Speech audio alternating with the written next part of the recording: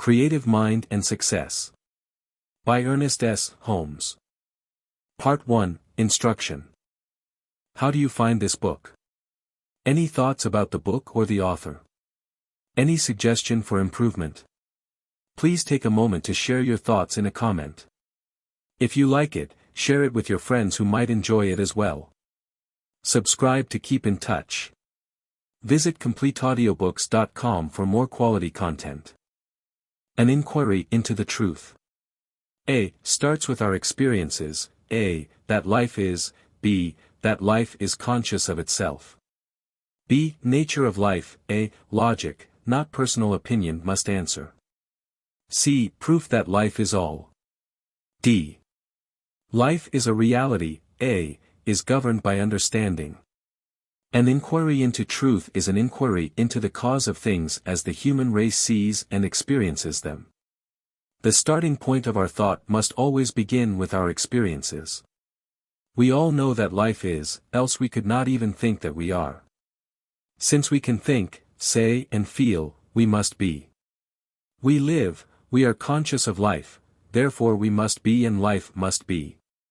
If we are life and consciousness, self-knowing, then it follows that we must have come from life and consciousness. Let us start, then, with this simple fact: life is and life is conscious. But what is the nature of this life? Is it physical, mental, material or spiritual? A little careful thinking based upon logic, more than any merely personal opinion, will do much in clearing up some of these questions that at first seem to stagger us with their bigness. But what is the nature of this life? Is it physical, mental, material or spiritual? A little careful thinking based upon logic, more than any merely personal opinion, will do much in clearing up some of these questions that at first seem to stagger us with their bigness. The next question is, how do things come from life? How do the things that we see come from the things that we do not see? The things that we see must be real because we see them. To say they are not real will never explain them nor answer any question about them. God's world is not a world of illusion but one of divine realities. The truth must not explain away things that we see. It must explain what they are. We are living and experiencing varying degrees of consciousness and conditions. Only when the why of this living and of our experiences is understood will we know the least thing about the truth. Did not say that things are illusions. He said that we must not judge from the standpoint of the seen but must judge righteously or with right judgment, and he meant that we must get behind the appearance and find out what caused it. So let us not in any way fool ourselves nor allow ourselves to believe we have always been fooled. We are living in a world of realities. Whatever we have experienced is a reality as far as that experience is concerned, although if we had had a higher understanding of life, the unpleasant experience might have been avoided. What life is. A. Proceeds from thought. A. Is a thought form of God. In the first place, what do we mean by life? We mean that which we see, feel, hear, touch or taste, and the reason for it. We must have come into contact with all we know of life. We have already found what life is or we could not have had any of these experiences. In the beginning was God, or life. Out of this life which is, everything which is made. So life must flow through all things. There is no such thing as dead matter. Moreover, life is one, and it cannot be changed except into itself. All forms are forms of this unity and must come and go through some inner activity. This inner activity of life or nature must be some form of self-consciousness or self-knowing. In our human understanding we would call this inner knowing, or consciousness, thought. The spirit, or life, or God, must make things out of himself through self-recognition, or self-knowing or, as we would call it, thinking. Since God is all, there is nothing to hinder him from doing what he wishes, and the question, how do things come into being, is answered: God makes them out of himself. God thinks, or knows, and that thing which he thinks or knows appears from himself, and is made out of himself. There is no other possible explanation for what we see. Unless people are willing to begin here, they will never understand how it is that things are not material but spiritual. Man's place in creation. A. Man has the same life as God. A. Is of the same nature. B. Is a center of God. B. Man is individual. God is universal. A. Has same power in the individual world as God has in the universal. B. Inner life is one with the Father. C. Uses the same creative processes. C. Man makes his own world. D. Man is a free agent. A. Must perceive his unity with God and realize his own power. But where does man come in? He is. Therefore it follows that he, too, is made out of God, since God, or Spirit, is all. Being made out of God, he must partake of his nature, for we are made in his image. Man is a center of God in God. Whatever God is in the universal, man must be in the individual world. The difference between God and man is one of degree and not of quality. Man is not self-made, he is made out of God. The question might arise, why did God do this? No living person can answer this question. This is something that is known only of the Father. We might suppose that God made man to live with him and to enjoy with him, to be one with the Father. It is true, indeed, that those who have felt this most deeply have had a corresponding spiritual power that leads us to suppose that God really did make man as a companion. Man is the individual and God is the universal. As the Father hath life within himself, so hath he given it to the Son to have life within himself. Man's mind is made out of God's mind, and all that man is or ever will be, all that he has or ever will have, must partake of the divine nature. Man did not make it so, but it is so, and he must accept the fact and see what he can do with it. If he has the same power in his individual life that God has in the universal, then this discovery will mean freedom from all bondage when he learns how to use his power. As God governs his universal world, so will man govern his individual world, always subject to the greater law in life. This could not be otherwise if we realize what follows from it, for so realizing we find ourselves living in a very different world from the one in which we thought we were living. God governs not through physical law as result, but first by inner knowing, then the physical follows. In the same way, man governs his world by the process which we will call, for want of a better name, the power of his thought. Man's inner life is one with the Father. There can be no separation, for the self-evident reason that there is nothing to separate him from God, because there is nothing but life. The separation of two things implies putting a different element between them, but as there is nothing different from God, the unity of God and man is firmly established forever. My Father and I are one, is a simple statement of a great soul who perceived life as it really is and not from the mere standpoint of outer conditions. Taking as the starting point that man has the same life as God, it follows that he uses the same creative process. Everything is one, comes from the same source and returns again to it. The things which are seen are not made of the things which do appear. What we see comes from what we do not see. This is the explanation of the whole visible universe, and is the only possible explanation. As God's thought makes worlds and peoples them with all living things, so does our thought make our world and peoples it with all the experiences we have had. By the activity of our thought things come into our life, and we are limited because we have not known the truth. We have thought that outside things controlled us, when all the time we have had that within which could have changed everything and given us freedom from bondage. The question, then, naturally arises, why did God create man and make him a free agent? If God had created us in such a way as to compel us to do or to be anything that was not of our choosing, we should not have been individuals at all, we should be automatons. Since we know that we are individuals, we know that God made us thus. And we are just discovering the reason why. Let any man wake up to this, the greatest truth in all ages, and he will find it will answer all questions. He will be satisfied that things are what they are. He will perceive that he may use his own God-given power so to work, to think and to live that he will in no way hinder the greater law from operating through him. According to the clearness of his perception and the greatness of his realization of this power will he provide within himself a starting point through which God may operate. There will no longer be a sense of separation, but in its place will come that divine assurance that he is one with God, and thus will he find his freedom from all suffering, whether it be of body, mind or estate. The beginning of understanding. A. Know that all is governed by law. A. That freedom is within the law. B. Must conform to law. C. That law is mental and spiritual. D. That law is the gift of love.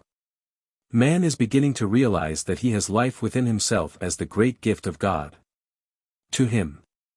If he really has life, if it is the same nature as the life of God, if he is an individual and has the right of self-choice which constitutes individuality, then it follows that he can do with his life what he wants to do, he can make out of himself that which he wishes. Freedom is his, but this freedom is within law and never outside it. Man must obey law. If he disobeys it, it has to act as law, and so acting has to punish him. This he cannot change but must submit to. Freedom comes to the individual from understanding the laws of his own life, and conforming to them, thereby subjecting them to his use, to the end of health, happiness and success. Law obtains throughout all nature, governing all things, both the seen and the unseen. Law is not physical or material but mental and spiritual. Law is God's method of operation. We should think of God as the Great Spirit whose sole impulse is love, freely giving of himself to all who ask and refusing none. God is our Father in every sense of the term, watching over, caring for and loving all alike.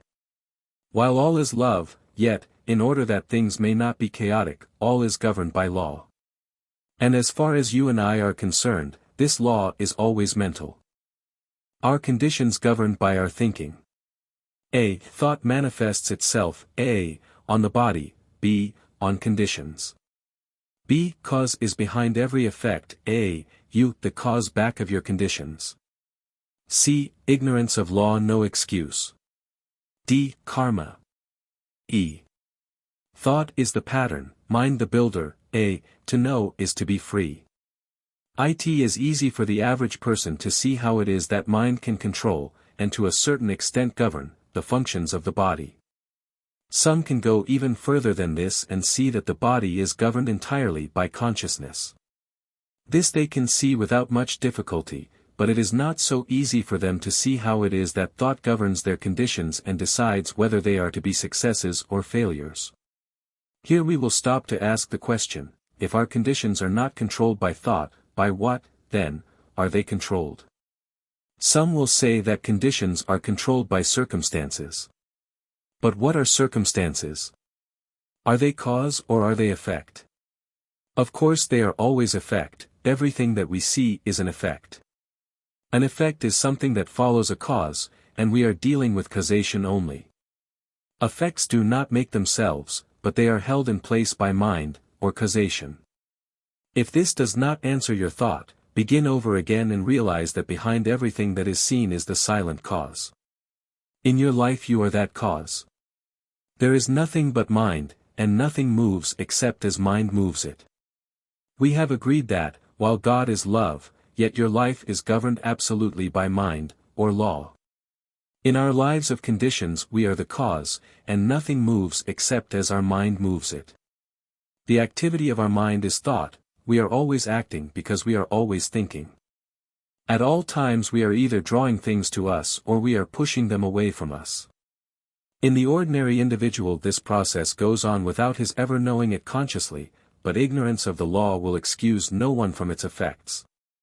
What, someone will say, do you think that I thought failure or wanted to fail? Of course not.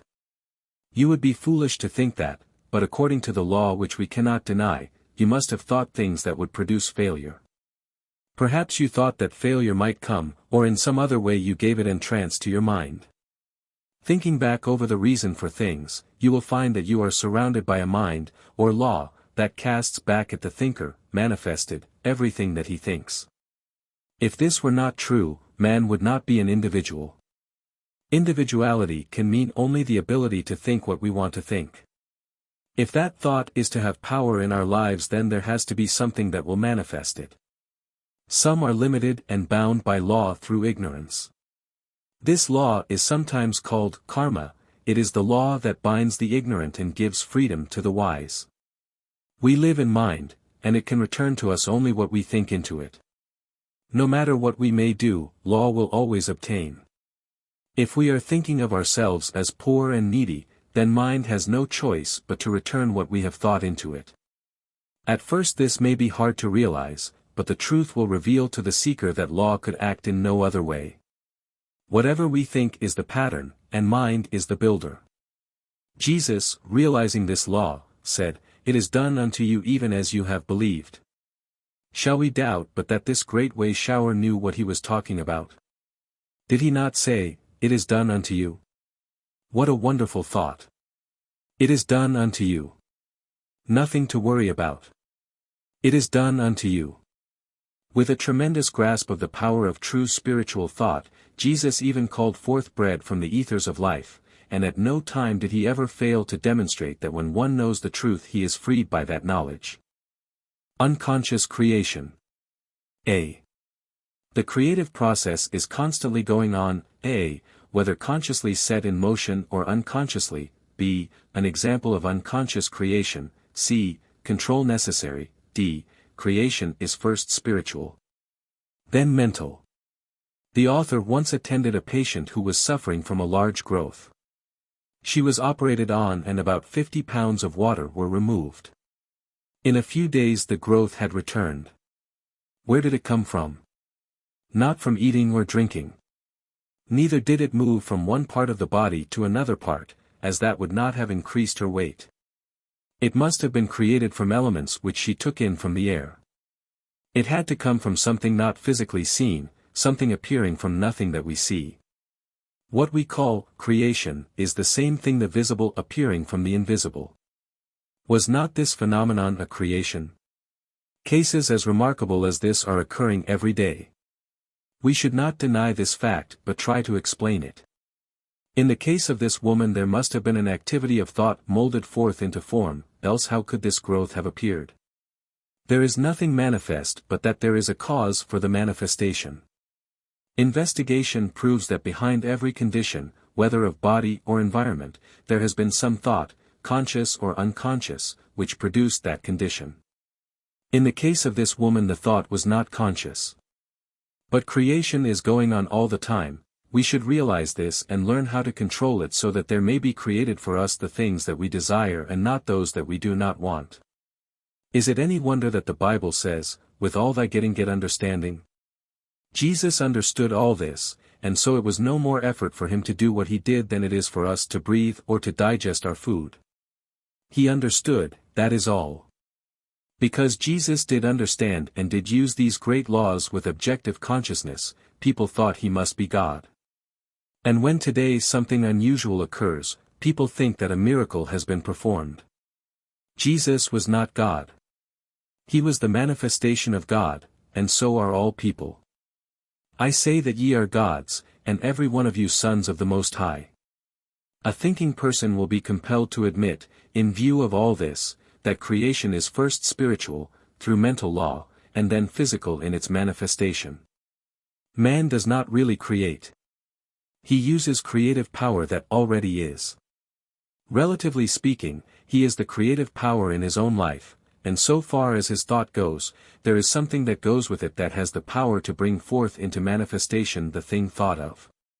Hitherto men have used this creative power in ignorance and so have brought upon themselves all kinds of conditions, but today hundreds of thousands are beginning to use these great laws of their being in a conscious, constructive way. Herein lies the great secret of the new thought movements under their various names and cults and orders.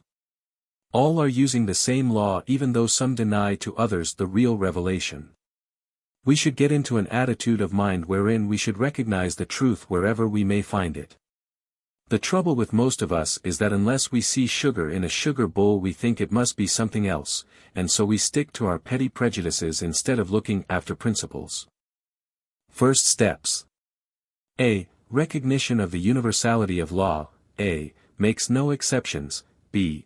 Taking in and getting out. B. Thought atmosphere, A. Is the result of our own thinking, B. Denotes success or failure, C. Attracts or repels. C. Negative thinking, A. Its products. D. Concerning unlimited supply, A. Is within our own control, B. May be received or rejected, C. Providing the avenue of receptivity, D. All desires even though ignorantly made are manifested. The first thing to realize is that since any thought manifests, it necessarily follows that all thought does the same. Else how should we know that the particular thought we were thinking would be the one that would create?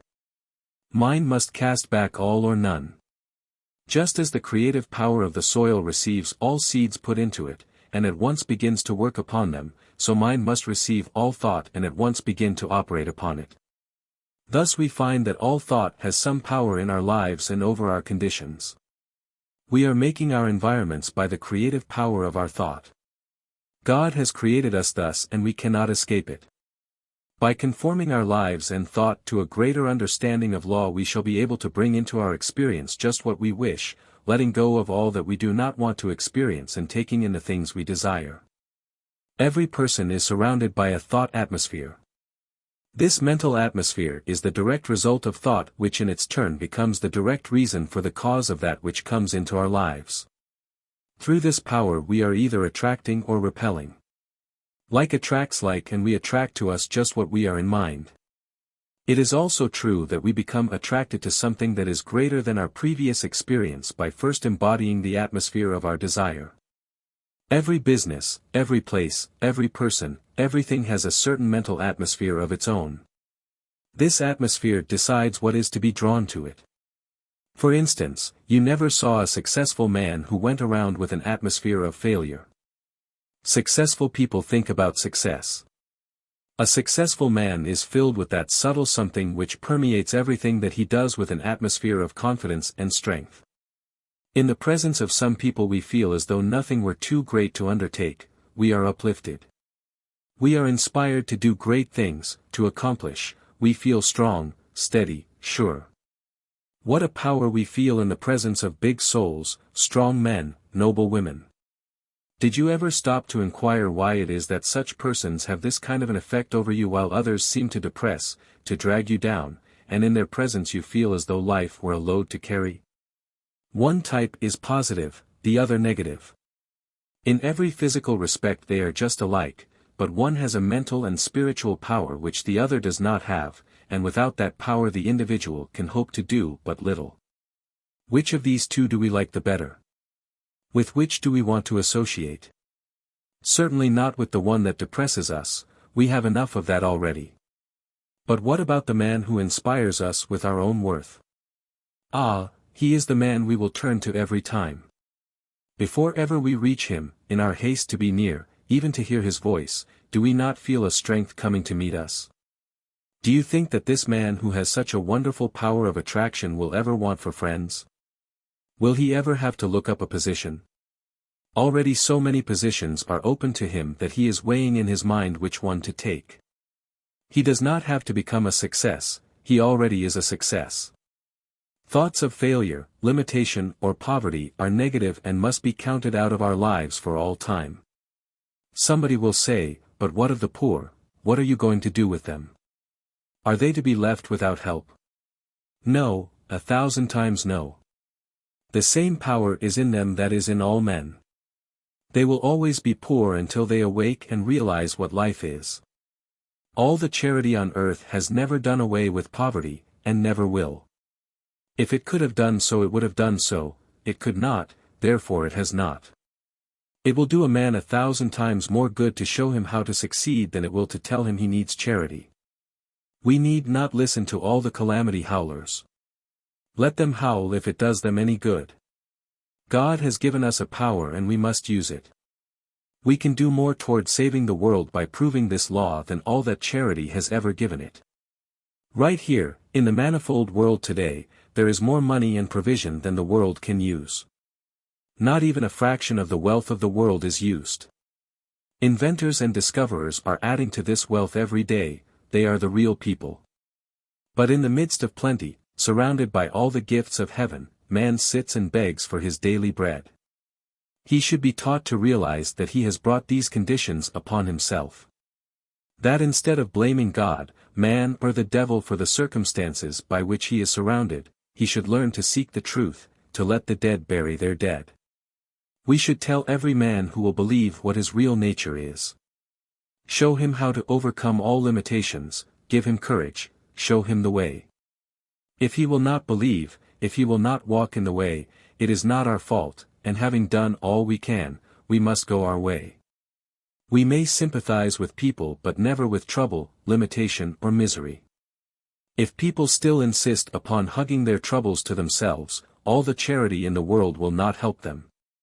Remember that God is that silent power behind all things, always ready to spring into expression when we have provided the proper channels, which are receptive and positive faith in the evidence of things not seen with the physical eye but eternal in the heavens. All is mind, and we must provide a receptive avenue for it as it passes out through us into the outer expression of our affairs. If we allow the world's opinion to control our thinking, then that will be our demonstration.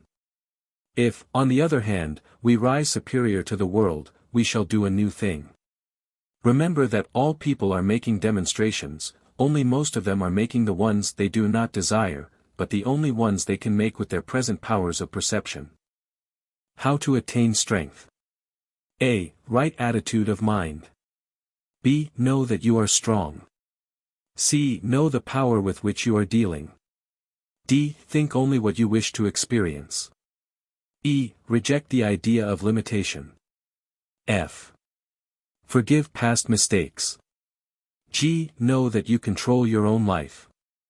Let us see that we use the right attitude of mind in all that we do, filling ourselves with such courage and power of strength that all thought of weakness flees before us.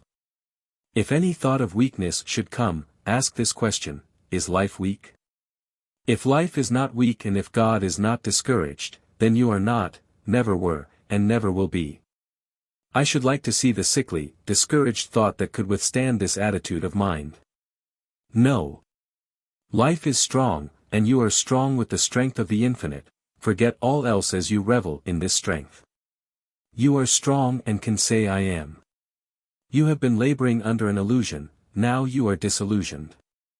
Now you know, and knowing is using the law in a constructive way. I and my Father are one. This is strength for the weak, and life for all who believe. We can so fill ourselves with the drawing power of attraction that it will become irresistible. Nothing can hinder things from coming to the man who knows that he is dealing with the same power that creates all from itself, moves all within itself, and yet holds all things in their places. I am one with the infinite mind. Let this ring through you many times each day until you rise to that height that, looking, sees. In order to be sure that we are creating the right kind of a mental atmosphere and so attracting what we want, we must at first watch our thinking, lest we create that which we should not like to see manifest. In other words, we must think only what we wish to experience. All is mind, and mind casts back at the thinker that only which he thinks. Nothing ever happens by chance. Law governs all life, and all people come under that law. But that law, so far as we are concerned, we ourselves set in motion, and we do this through the power of our thought. Each person is living in a world of his own making, and he should speak only such words and think only such thoughts as he wishes to see manifested in his life. We must not hear, think, speak, read or listen to limitation of any kind. There is no way under heaven whereby we can think two kinds of thought and get only one result. It is impossible, and the sooner we realize it the sooner we shall arrive. This does not mean that we must be afraid to think lest we create the wrong image, but it does mean that the way most people think can produce nothing but failure. That is why so few succeed. The person who is to succeed will never let his mind dwell on past mistakes. He will forgive the past in his life and in the lives of other people. If he makes a mistake he will at once forgive it. He will know that so long as he desires any good, there is nowhere in the universe anything that opposes him. God does not damn anyone or anything, man damns everyone and everything. God does not make things by comparing his power with some other power. God knows that when he speaks it done, and if we partake of the divine nature we must know the same thing in our lives that God knows in his. I am the master of my fate. I am the captain of my soul. What we will attract. A. Thought is power and form. A. Manifests in its own likeness. B. Leave it free to act. C. Blot out false beliefs. B. We attract only what we think. We will always attract to us, in our lives and conditions, according to our thought. Things are but outer manifestations of inner mental concepts.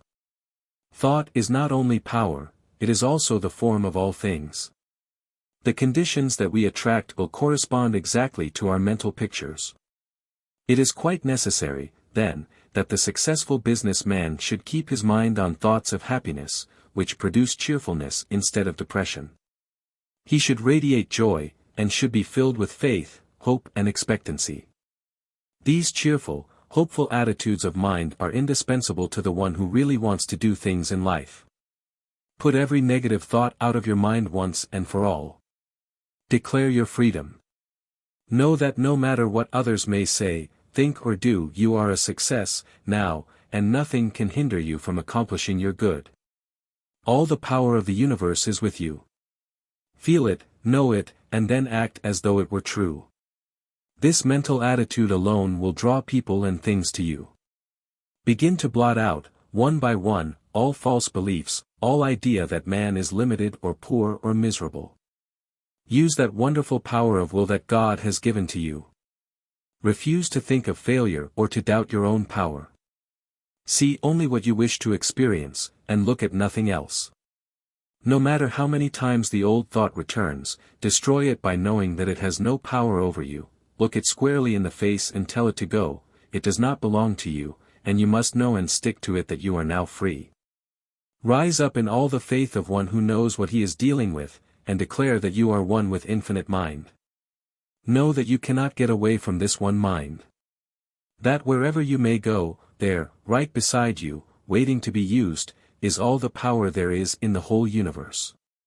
When you realize this, you will know that in union with this, the only power, you are more than all else, you are more than anything that can ever happen to you. More about the power of attraction. A. Use of creative power. B. Consistent and persistent attitude of mind. C. Embody consciously. D. One-pointedness. E. Calmness and assurance. Always remember that spirit makes things out of itself. It manifests in the visible world by becoming the thing that it wills to become. In the world of the individual the same process takes place.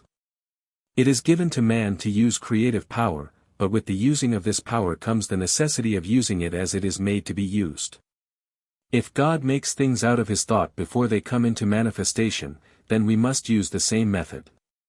You can attract only that which you first mentally become and feel yourself to be in reality, without any doubting. A steady stream of consciousness going out into creative mind will attract a steady manifestation of conditions. A fluctuating stream of consciousness will attract the corresponding manifestation or condition in your life. We must be consistent in our attitude of mind, never wavering. Lame says, "Ask in faith, nothing doubting, for he that doubteth is like a surge of the sea driven by the wind and tossed. For let not that man think that he shall receive anything of the Lord." We are all immersed in an aura of our own thinking.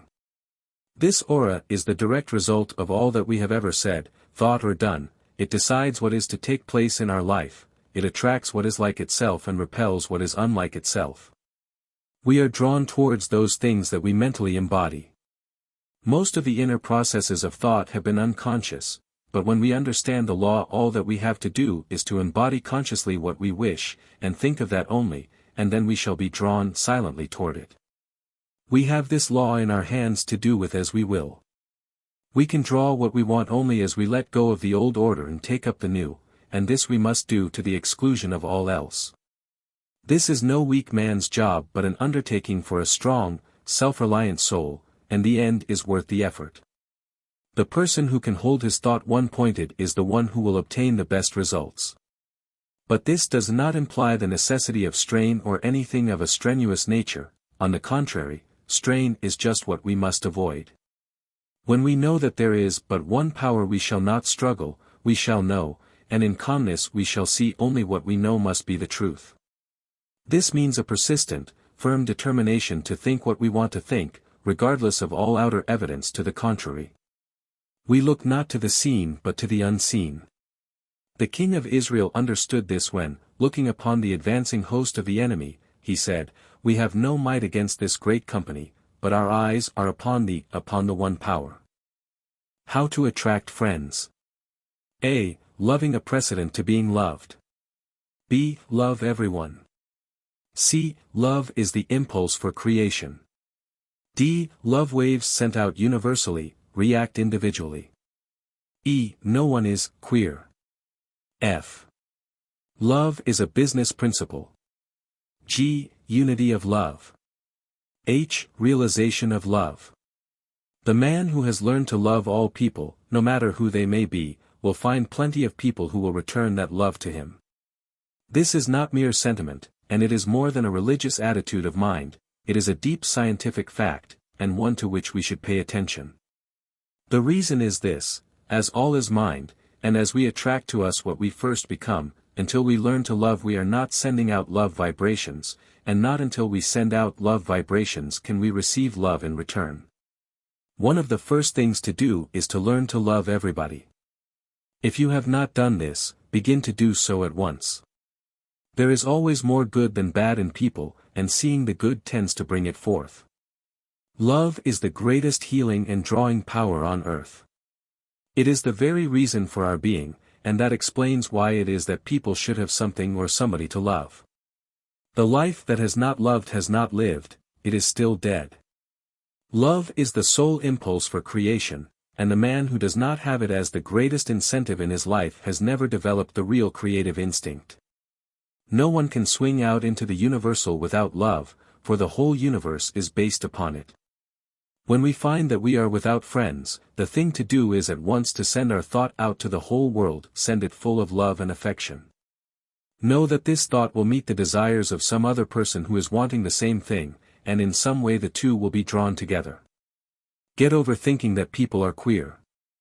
That kind of thought will only produce misunderstanding and cause us to lose the friends that we now have. Think of the whole world as your friend, but you must also be the friend of the whole world. In this way and with this simple practice you will draw to you so many friends that the time will be too short to enjoy them all. Refuse to see the negative side of anyone. Refuse to let yourself misunderstand or be misunderstood. No, not be morbid. Know that everyone wants you to have the best, affirm this wherever you go and then you will find things just as you wish them to be. The atmosphere created by a real lover of the race is so powerful that although his other shortcomings may be many, still the world will love him in return. To him who loveth much, much will be forgiven. People are dying for real human interest, for someone to tell them that they are all right. Which person do we like the better, the one who is always full of trouble and fault-finding, or the one who looks at the world as his friend and loves it? The question does not need to be asked. We know that we want the company of the person who loves and loving, forgets all else. The only reason we think other people are queer is because they do not happen to think as we do. We must get over this little, petty attitude and see things in the large. The person who sees what he wants to see, regardless of what appears, will someday experience in the outer what he has so faithfully seen within. From selfish motives alone, if from no loftier reason, we cannot afford to find fault or to hate or even to hold in mind anything against any living soul. The God who is love cannot hear the prayer of the man who is not love. Love and cooperation will yet be found to be the greatest business principle on earth. God is love. We will make our unity with all people, with all life. We will affirm that God in us is unified with God in all. This one is now drawing into our life all love and fellowship. I am one with all people, with all things, with all life. As I listen in the silence, the voice of all humanity speaks to me and answers the love that I hold out to it. This great love that I now feel for the world is the love of God, and it is felt by all and returned from all. Nothing comes in between because there is nothing but love to come in between. I understand all people and that understanding is reflected back to me from all people. I help, therefore I am helped.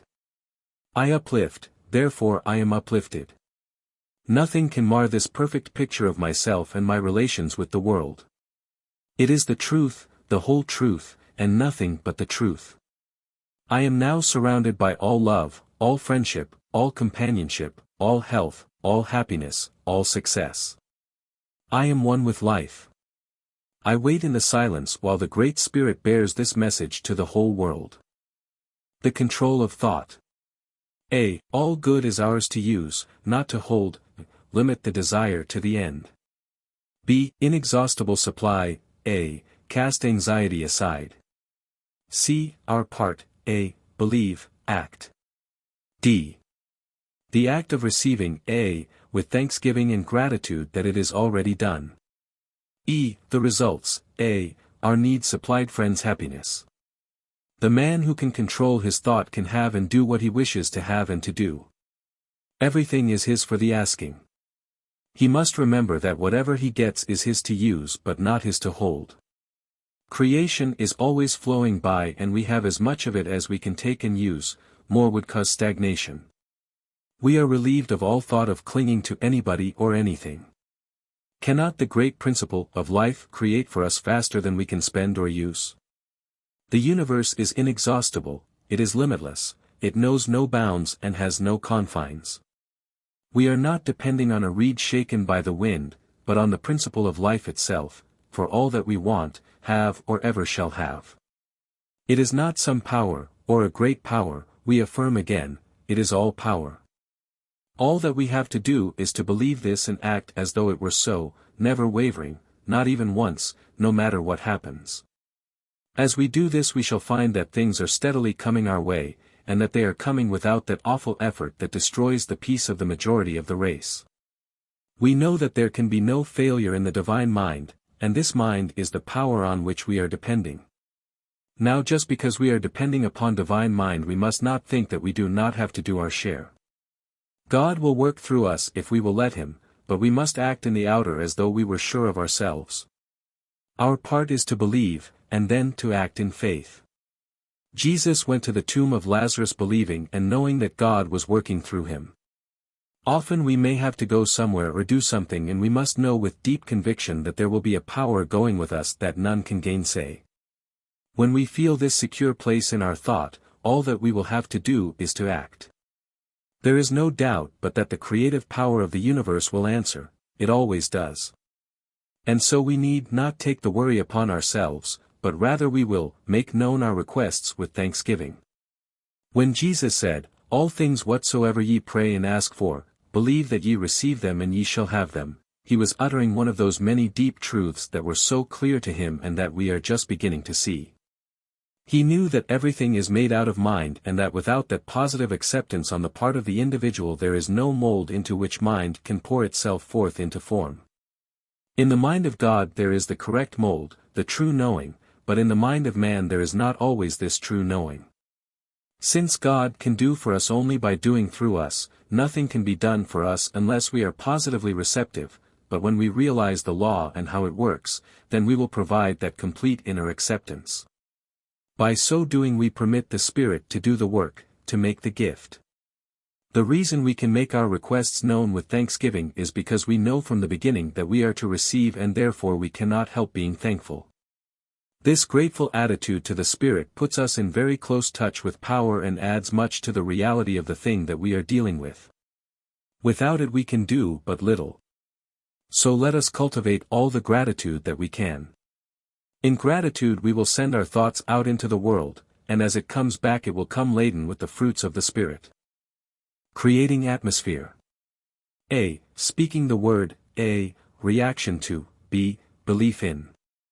B. Thinking creatively. C. Speaking creatively.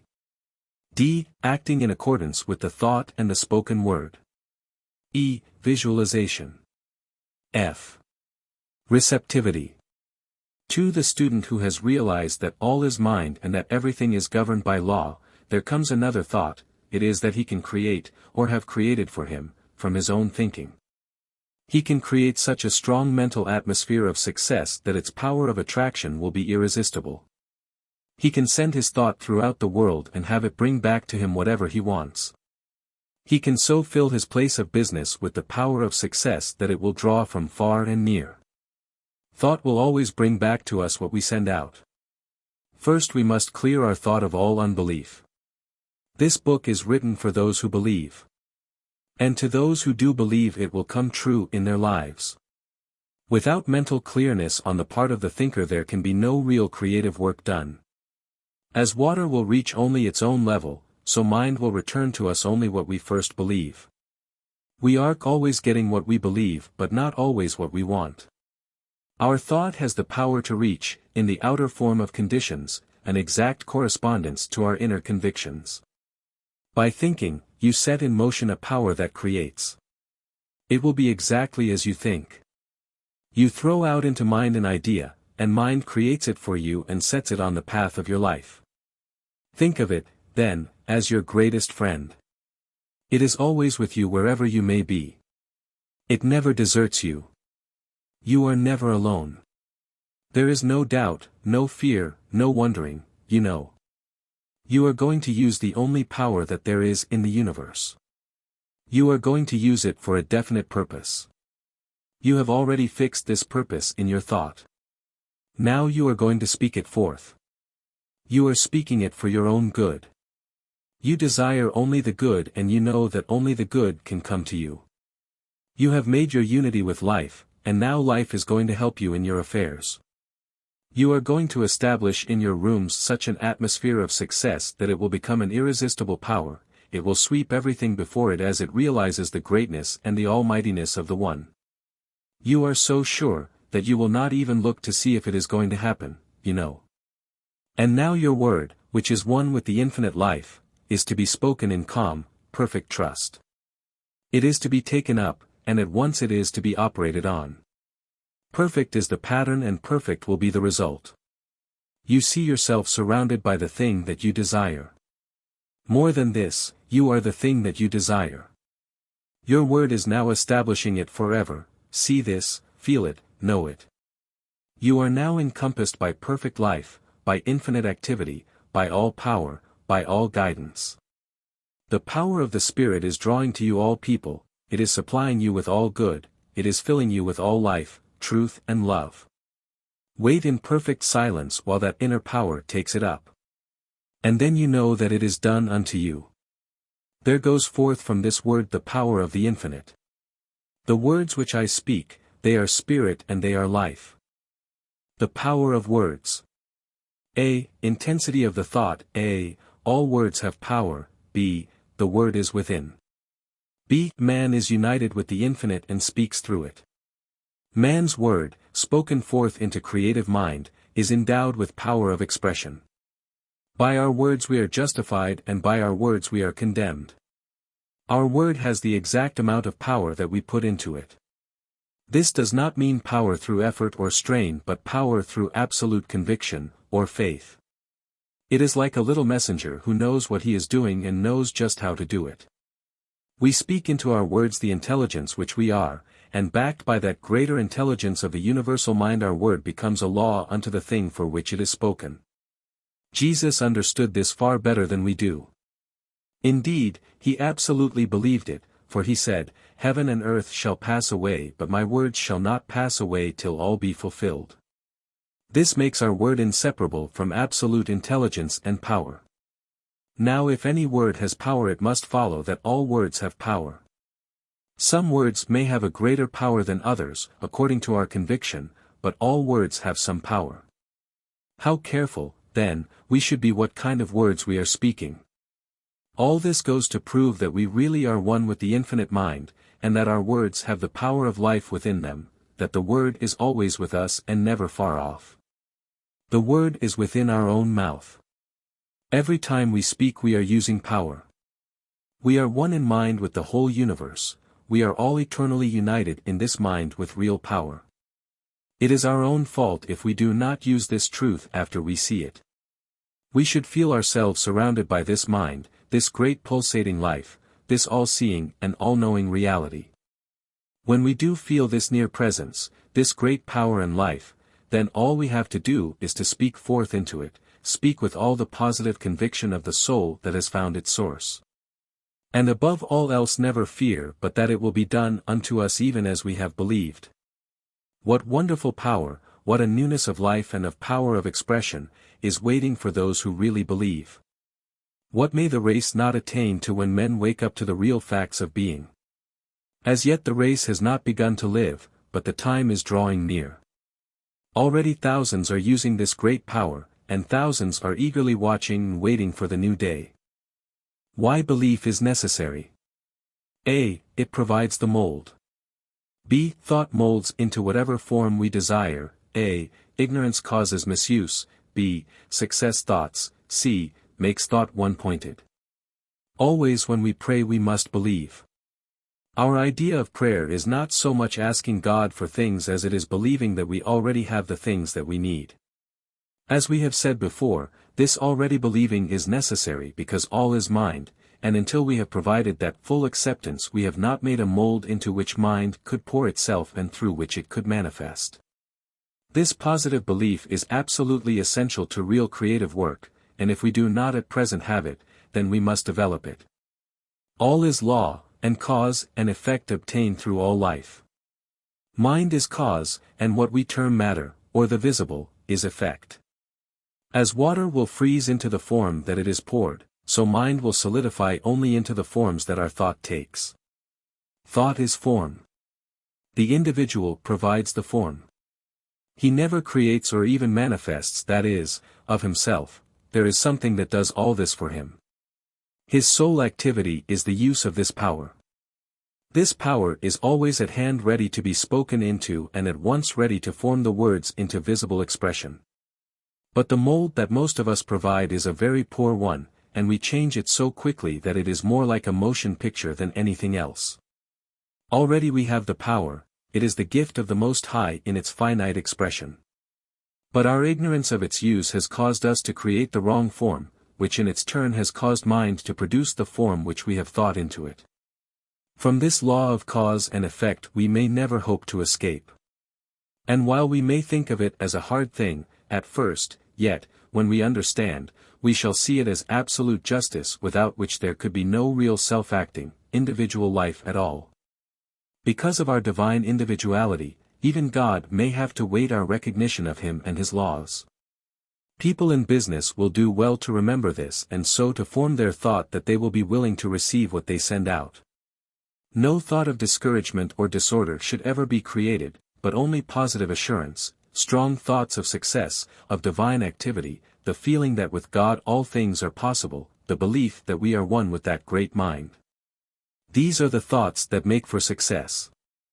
The realization that we are dealing with one and not with two powers enables us to think with clearness. We are not troubled about competition or opposition or failure because there is nothing but life, and this life is continually giving to us all that we could ask for, wish, or think into it. We can now see how essential it is that thought should be held one-pointed, that we should think always and only upon what we want, never letting our mind dwell on anything else. In this way the Spirit works through us. Where so many fail. A. Neglect the attitude of having already received. B. Neglect to provide thought mold. C. Sense of fear and separation. D. Capacity to know undeveloped. The ordinary individual, sitting down to give a treatment to his business, unconsciously does just the thing that he should have avoided, and then he wonders why he did not get the desired results. Most people simply sit and wish for, or long for, something. They may even have a great desire or hope. They may even go so far as to believe that their desire is going to happen. All this is good as far as it goes, but it does not go far enough. What we must do is to provide that already having received attitude. This may seem hard at first, but we can easily see that it is necessary, and as it is the only way that mind works, this is what we must do. Power is, and mind is, and life is. But they have to flow through us in order to express in our lives. We are dealing with law, and nature must be obeyed before it will work for us. Just realize that this law is as natural a law as any other of God's laws, and use it with the same intelligence that you would use the law of electricity, then you will get the desired results. We provide the thought form around which the divine energies play and to which they attract the conditions necessary for the fulfillment of the thou. When we give a treatment, this is all that we have to do, but before we can do even this we have to clear our minds of all fear, of every sense of separation from the divine mind. Law is, but we must enforce it, or use it, in our own lives. Nothing can happen to us that is not first an accepted belief in our own consciousness. We may not always be aware of what is going on within, but practice will enable us to control our thought more and more so that we shall be able to think what we want to think, regardless of what may seem to be the case. Each person has within himself the capacity of knowing and making use of the law, but it must be consciously developed. This is done by practice, and by willingness to learn and to utilize whatever we know so far as we have gone. The individual who has the most power is the one who has the greatest realization of the divine presence, and to whom this means the most as an active principle of his life. We all need more backbone and less wishbone. There is something which waits only our recognition to spring into being, bringing with it all the power in the universe. Using the imagination. A. Imagination. A pattern. A. Whatever pattern is provided will come out into expression. B. Know that that which has been imagined is a present reality. Just imagine yourself surrounded by mind, so plastic, so receptive, that it receives the slightest impression of your thought. Whatever you think it takes up and executes for you. Every thought is received and acted upon. Not some but all thoughts. Whatever the pattern we provide, that will be our demonstration. If we cannot get over thinking that we are poor, then we will still remain poor. As soon as we become rich in our thought, then we will be rich in our expression. These are not mere words, but the deepest truth that has ever come to the human race. Hundreds of thousands of the most intelligent thinkers and the most spiritual people of our day are proving this truth. We are not dealing with illusions but with realities. Pay no more attention to the one who ridicules these ideas than you would to the blowing of the wind. In the center of your own soul, choose what you want to become, to accomplish, keep it to yourself. Every clay in the silence of absolute conviction know that it is now done. It is just as much done, as far as you are concerned, as it will be when you experience it in the outer. Imagine yourself to be what you want to be. See only that which you desire, refuse even to think of the other. Stick to it, never doubt. Say many times a day, I am that thing. Realize what this means. It means that the great universal power of mind is that, and it cannot fail. Man's right of choice. A. Man is an individual, as such must choose whatever he wills to be externalized. B. Choosing that which expresses a greater life. Man is created an individual and as such he has the power of choice. Many people seem to think that man should not choose, that since he has asked the Spirit to lead him, he need no longer act, or choose. This is taught by many teachers but is not consistent with our individuality. Unless we had this privilege, this power of choice, we would not be individuals. What we do need to learn is that the Spirit can choose through us. But when this happens, it is an act on our part. Even though we say, I will not choose, we are still choosing, because we are choosing not to choose. We cannot escape the fact that we are made in such a way that at every step life is a constant choice. What we do need to do is to select what we feel to be right and know that the universe will never deny us anything. We choose and mind creates. We should endeavor to choose that which will express always a greater life, and we must remember that the Spirit is always seeking to express love and beauty through us. If we are attuned to these, and are working in harmony with the great creative power, we need have no doubt about its willingness to work for us. We must know exactly what it is that we wish and get the perfect mental picture of it. We must believe absolutely that we now have it and never do or say anything that denies it. Old age and opportunity. A. What age is? B. Example in activity of persons of advanced years. One of the besetting errors of people is a belief that they are too old to do things. This comes from a lack of understanding what life really is. Life is consciousness and not years. The man or woman who is 70 years old should be better able to demonstrate than the man who is only 20. He should have evolved a higher thought, and it is thought and not conditions that we are dealing with. Amelia Barr was 53 before she wrote a book. After that she wrote over 80, all of which had a large circulation. Mary Baker Eddy was 60 before she began her work, and she attended to all of her great activities until she passed from this plane to a higher one. The author of this book once took a man who was over 60, one who thought his chance for success had gone, and through teaching him these principles in a year's time made him a prosperous businessman. He is now doing well and was never before in his life so happy. The last time he was interviewed he said that business was increasing every day and that he had not begun yet. Every day he stands in his store and claims more activity. He speaks the word and realizes increase all the time. If this were not true, then life would not be worth the living. What is a few years in eternity? We must get over these false notions about age and competition.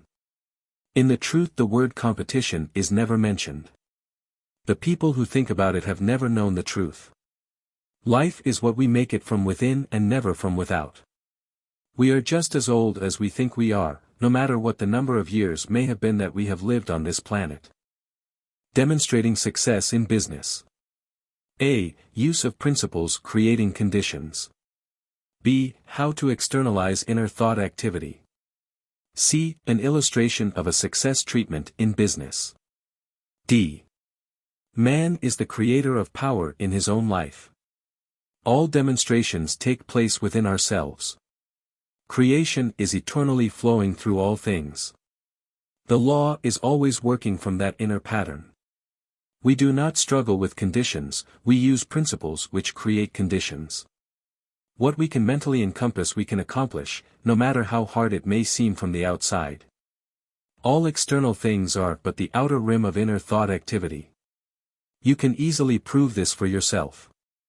If you are in business, say, running an ice cream stand or counter, and are not doing good business, look carefully into your own thought and see what you will find. You will find that it is an established belief there that business is not good. You are not feeling a sense of activity. You will not find within your thought any feeling of success. You are not expecting many customers. Now suppose someone comes along and says to you, "What is the matter? Why are you not doing more business?" This is about what the answer would be: people don't seem to want what I have to sell. Or perhaps something like this: I am too old to compete with modern methods. Or even, well, times are hard. All this is negative thought. Now this man to whom you are talking does not believe a word you have said. He knows that causation is in mind and not in matter, and he says, the whole thing is in your own mind. The trouble with you is that you don't feel that you are a success. Perhaps you have heard something of this before. If so, you will ask him what he means, or perhaps you think he is talking about something peculiar. But we are taking it for granted that you are so anxious to do something to make your business a success that you will be willing to try anything, so you ask him to explain. He begins by telling you all is mind. Nothing moves but mind moves it, and that you are a center in this mind.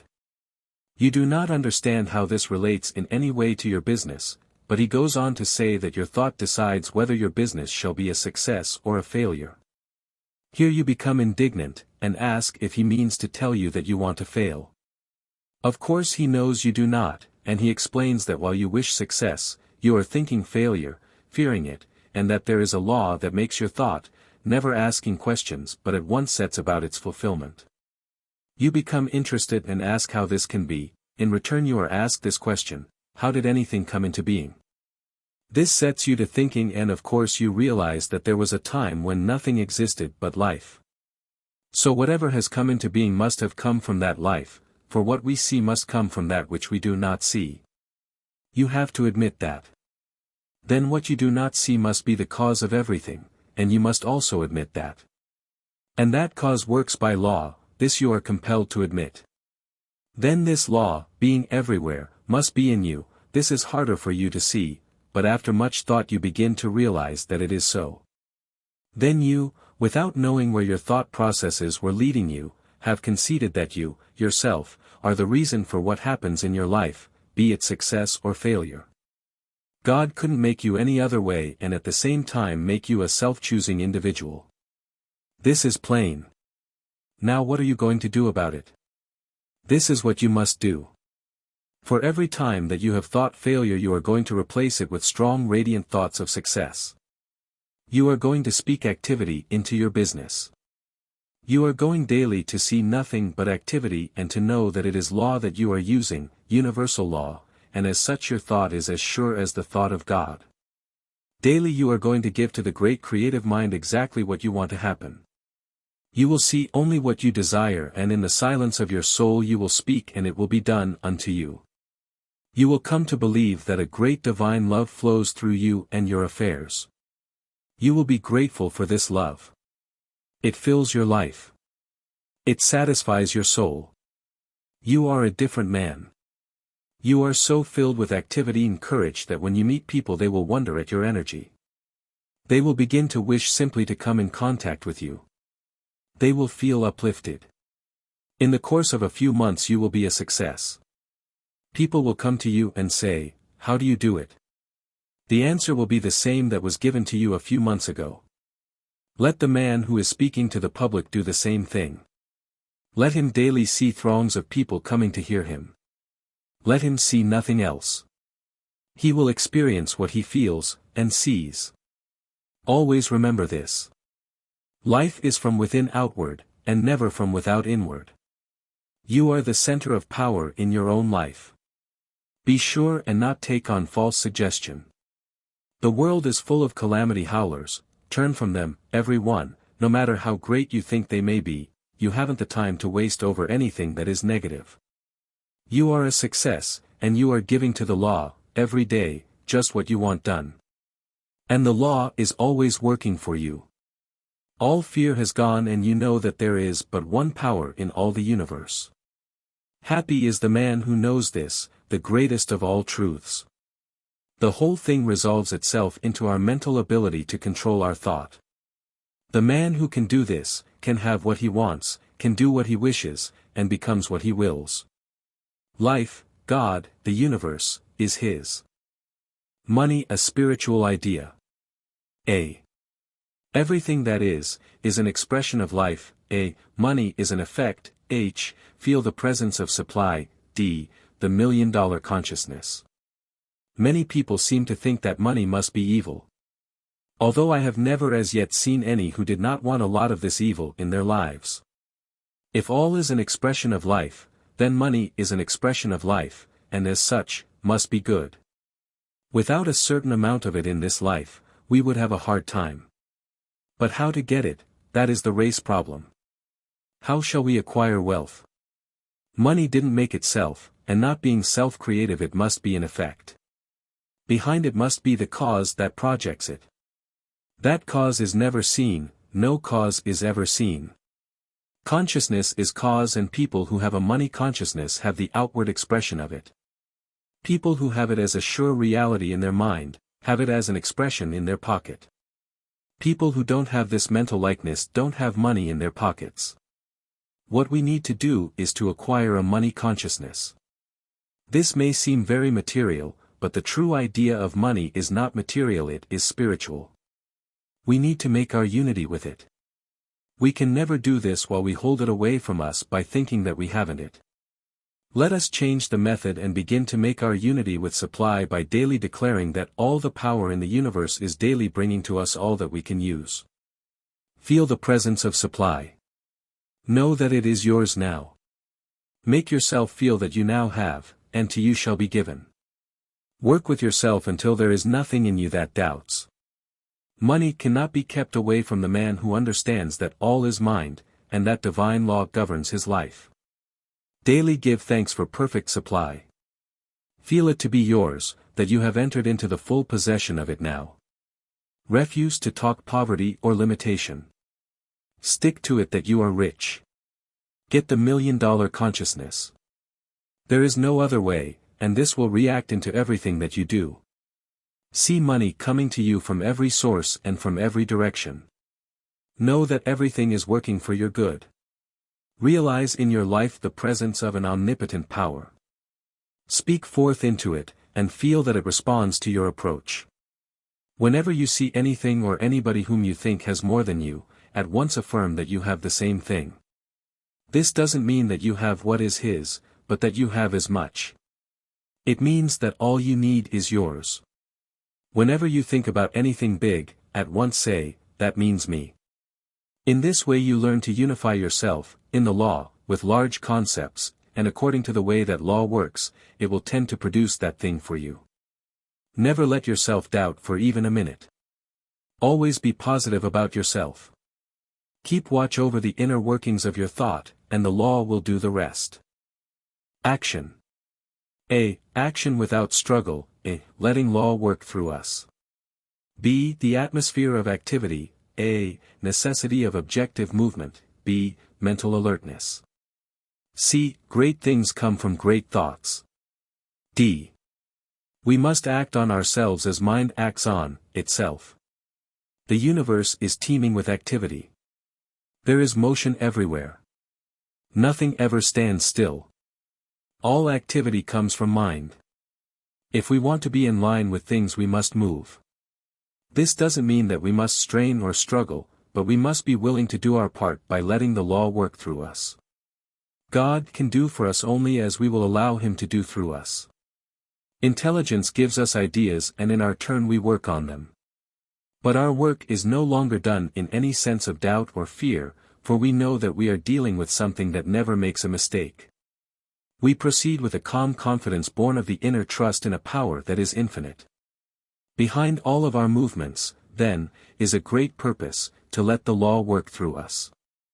The law of activity must be complied with. We must be willing to take the way of outer activity. Jesus went to the tomb of Lazarus. We may have to go, but there will accompany us something that never fails.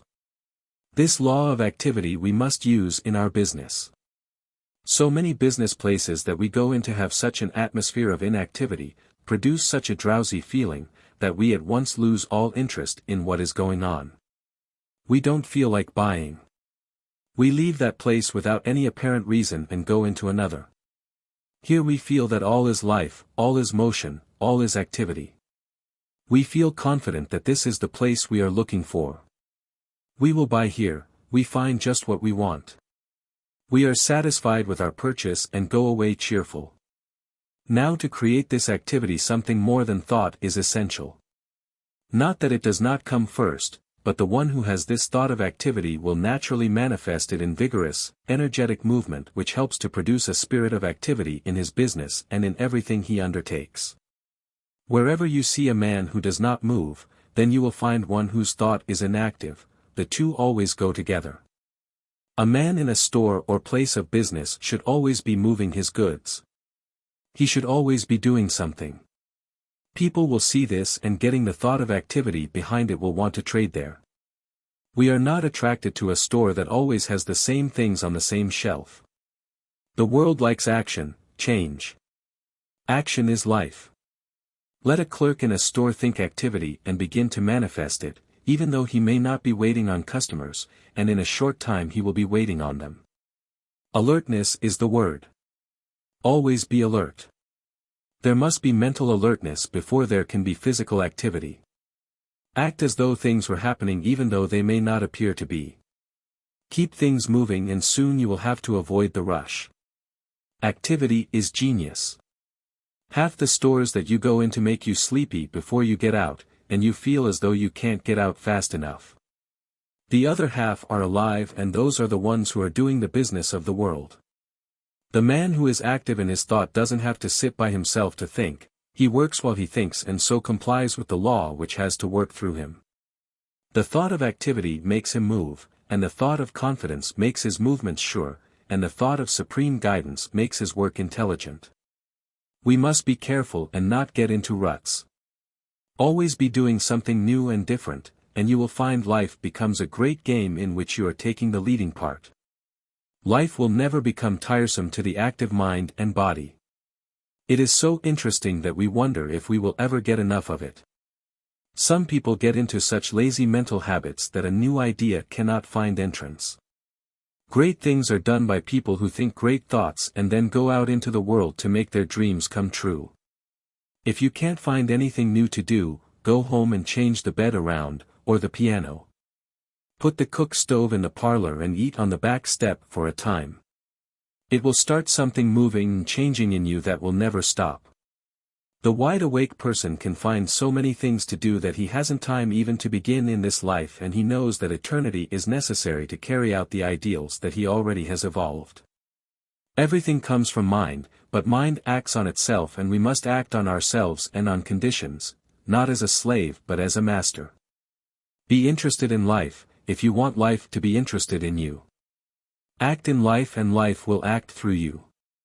So will you also become one of the great people on earth. Ideas of the infinite. A. The mind of the universe is the source of A. Inventions, B. Music, C. Art, D. Poetry. B. Method of receiving inspiration, A. Inner quiet, B. Unity with mind, C. Impression, D. Receptivity. Suppose that we wish to draw from the universal mind some definite idea, some guidance, some information, some leading. How are we going to do this? First, we must become convinced that we can do it. Where do all the inventions come from? Where does Edison get his information about electricity? Where, if not direct from the mind of the universe? Everything that has ever come into the race comes direct from mind. There is nothing else it could come from. Every invention is but a discovery of something that already is, although we may not have seen it. Where does the harmony of music come from? Where could it originate except in mind? Does not a great musician listen and hear something that we do not hear? His ear is attuned to harmony, and he catches it straight from life itself and interprets it to the world. We are surrounded by the music of the spheres, but few of us ever catch the sound. We are so filled with trouble that the divine melody is never heard. If we could see, if we could hear, if we could understand, if we only realized the presence of the All, what could we not do? When a great thought springs up in the mind of an individual, when a great poem is written, when a great work of art is wrought by some receptive artist, it is simply a sign that the veil is thin between, he has caught a glimpse of reality. But for most of us, inspiration is not to be depended on, and we must take the slower but none the less sure method of receiving straight from the infinite. The method is a simple one and very effective. When you want to know a certain thing, or how to begin a certain line of action, first, you must be quiet within yourself. You must not be confused by any outward appearance. Never become disturbed by effects. They didn't make themselves and have no intelligence to contradict you. Be quiet until you realize the presence of absolute intelligence all around you, of the mind that knows. Now get a perfect picture of just what you desire. You cannot get a picture unless you know what it is you want. Put your mind in touch with universal mind, saying just what you are waiting for. Ask for it, believe that you are receiving it, and wait. After a few minutes declare that you now know, even though you may not seem to know, yet in the depths of consciousness you have received the impression. Give thanks that you now receive. Do this every day until you get some direction. It is sometimes a good thing to do this just before going to sleep. Never, after you have done this, deny the knowledge that has been given you. The time will come when some idea will begin to take form. Wait for it and, when it does appear, act upon it with all the conviction of one who is perfectly sure of himself. You have gotten understanding straight from the source of all understanding, knowledge from the source of knowledge. All can do this if they will be persistent. It is a sure direction and guidance and will never fail us. But we must be sure that we are not denying in other moments what we affirm in the moments of faith. In this way we will make fewer mistakes, and in time our lives will be controlled by supreme wisdom and understanding. Don't be a leaner. A. Self-recognition and self-reliance. B. Keeping our own counsel. C. Clearness of the stream of consciousness. D. Method of success. Never lean on other people. You have strength of your own that is great enough to do all that is necessary. The Almighty has implanted genius within the soul of everyone, and what we need to do is to unearth that inner genius and cause it to shine forth. We will never do this while we look to others for guidance. To thine own self-repair, wait thou within the silence dim, and thou shalt find him there. All the power and intelligence of the universe is already within, waiting to be utilized. The divine spark must be fanned into a blaze of the living fire of your own divinity. Self-reliance is the word to dwell on. Listen to your own voice, it will speak in terms that are unmistakable. Trust in your own self more than in all else. All great men have learned to do this. Every person, within his own soul, is in direct communication with the infinite understanding. When we depend on other people, we are simply taking their light and trying to light our path with it. When we depend on ourselves, we are depending on that inner voice that is God, speaking in and through man. Man is the inlet and the outlet to all there is in God. God has made us and brought us up to where we recognize our own individuality. From now on we will have to let him express through us. If it were different, we should not be individuals. Behold, I stand at the door and wait. This is a statement of the near presence of power, but we, the individual, must open the door. This door is our thought, and we are the guardian of it, and when we do open the door we will find that the divine presence is right at hand, waiting, ready and willing to do for us all that we can believe. We are strong with the strength of the infinite. We are not weak. We are great and not mean. We are one with the infinite mind. When you have a real thing to do, keep it to yourself. Don't talk about it. Just know in your own mind what it is that you want and keep still about it. Often when we think that we will do some big thing, we begin to talk about it, and the first thing we know, all the power seems to be gone. This is what happens. We are all sending out into mind a constant stream of thought. The clearer it is, the better will it manifest. If it becomes doubtful, it will not have so clear a manifestation. If it is confused, it will manifest only confusion. All this is according to the law of cause and effect, and we cannot change that law. Too often, when we tell our friends what we are going to do, they confuse our thought by laughing about it, or by doubting our capacity to do so large a thing. Of course, this would not happen if we were always positive, but when we become the least bit negative, it will react and we will lose that power of clearness which is absolutely necessary to good creative work. When you want to do a big thing, get the mental pattern, make it perfect, know just what it means, enlarge your thought, keep it to yourself, pass it over to the creative power behind all things, wait and listen, and when the impression comes, follow it with assurance. Don't talk to anyone about it. Never listen to negative talk or pay any attention to it, and you will succeed where all others fail. Causes and conditions. A. Causes originate from the unseen side of life. A. Thought, the motive power. B. Materials as conditions. B. God, the sole source of cause. C. Law is, but we must use it. D. Limitation is unbelief. A. Result of undeveloped consciousness. E. Reversing the thought of conditions reverses the effect. When we realize that life is not fundamentally physical, but mental and spiritual, it will not be hard for us to see that by a certain mental and spiritual process we can demonstrate what we want. We are not dealing with conditions but with causes. Causes originate only from the unseen side of life. This is not strange, as the same might be said of electricity, or even of life itself. We do not see life, we only see what it does. This we call a condition. Of itself it is simply an effect. We are living in the outer world of effects and in the inner world of causes. These causes we set in motion by our thought, and, through the power inherent within the cause, expresses the thought as a condition. It follows that the cause must be equal to the effect, and that the effect always evaluates what the cause held in mind. Everything comes from one substance, and our thought qualifies that substance and determines what is to take place in our life. The whole teaching of the Bhagavad Gita is that there is but one, and that it becomes to us just what we first believe into it. In other words, we manifest the unmanifested. This in no way takes away from the omnipotence of God, but adds to it, for he has created something that is able to do this. God still rules in the universe, but we are given the power to rule in our lives.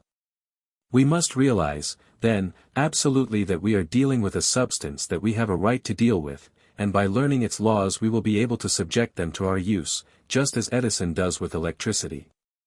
Law is, but we must use it. The substance that we deal with, in itself, is never limited, but we often are, because we draw only what we believe. Because we are limited is no reason why the universe should have limitation. Our limitation is only our unbelief. Life can give us a big thing or a little thing. When it gives us a little thing, it is not limited, any more than life is limited when it makes a grain of sand, because it could just as well have made a planet. But in the great scheme of things all kinds of forms, small and large, are necessary, which, combined, make a complete whole. The power and substance behind everything remain infinite. Now this life can become to us only through us, and that becoming is the passing of spirit into expression in our lives through the form of the thought that we give to it. In itself life is never limited. An ant has just as much life as an elephant though smaller in size. The question is not one of size but one of consciousness. We are not limited by actual boundaries, but by false ideas about life and by a failure to recognize that we are dealing with the infinite. Limitation is an experience of the race, but it is not the fault of God, it is the fault of man's perception.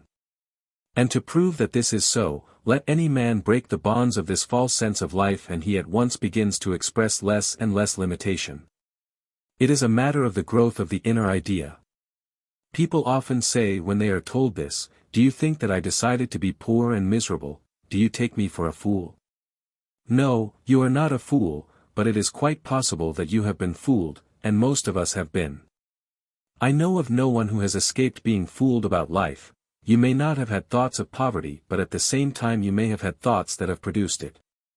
Just watch the process of your thinking and see how many times a day you think something that you would not want to happen. This will satisfy you that you need to be watchful, that your thought needs to be controlled. What we need to do is to reverse the process of our thinking and see to it that we think only positive, constructive thoughts. A calm determination to think just what we want to think regardless of conditions will do much to put us on the highway to a greater realization of life. Of course we will fall, of course the road is not easy, but we will be growing. Daily we will be giving to the creative mind a newer and a greater concept to be worked out into the life around us. Daily we will be overcoming some negative tendency. We must stick to it until we gain the mastery of all our thought, and in that day we will rise never to fall again. We must be good-natured with ourselves, never becoming discouraged or giving up until we overcome. Feel that you are always backed by an omnipotent power and a kind Father of love, and the way will become easier. Mental equivalence. A. Thinking into life. A. Conceiving our desires. B. Law of correspondence. C. Level of consciousness. A. Inner realizations produce outer conditions. D. Eliminating the false. E. Method of realizing. One of the most necessary things to remember is that we cannot demonstrate life beyond our mental ability to embody. We give birth to an idea only from within ourselves.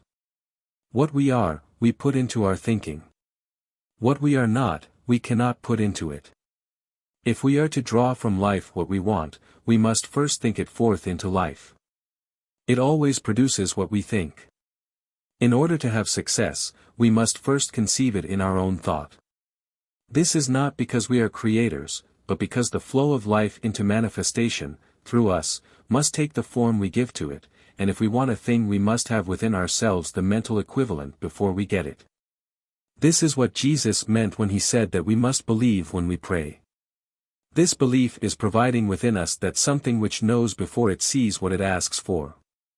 For instance, suppose a man is praying for activity, our idea of prayer is the accepting of a thing before we get it, in his affairs.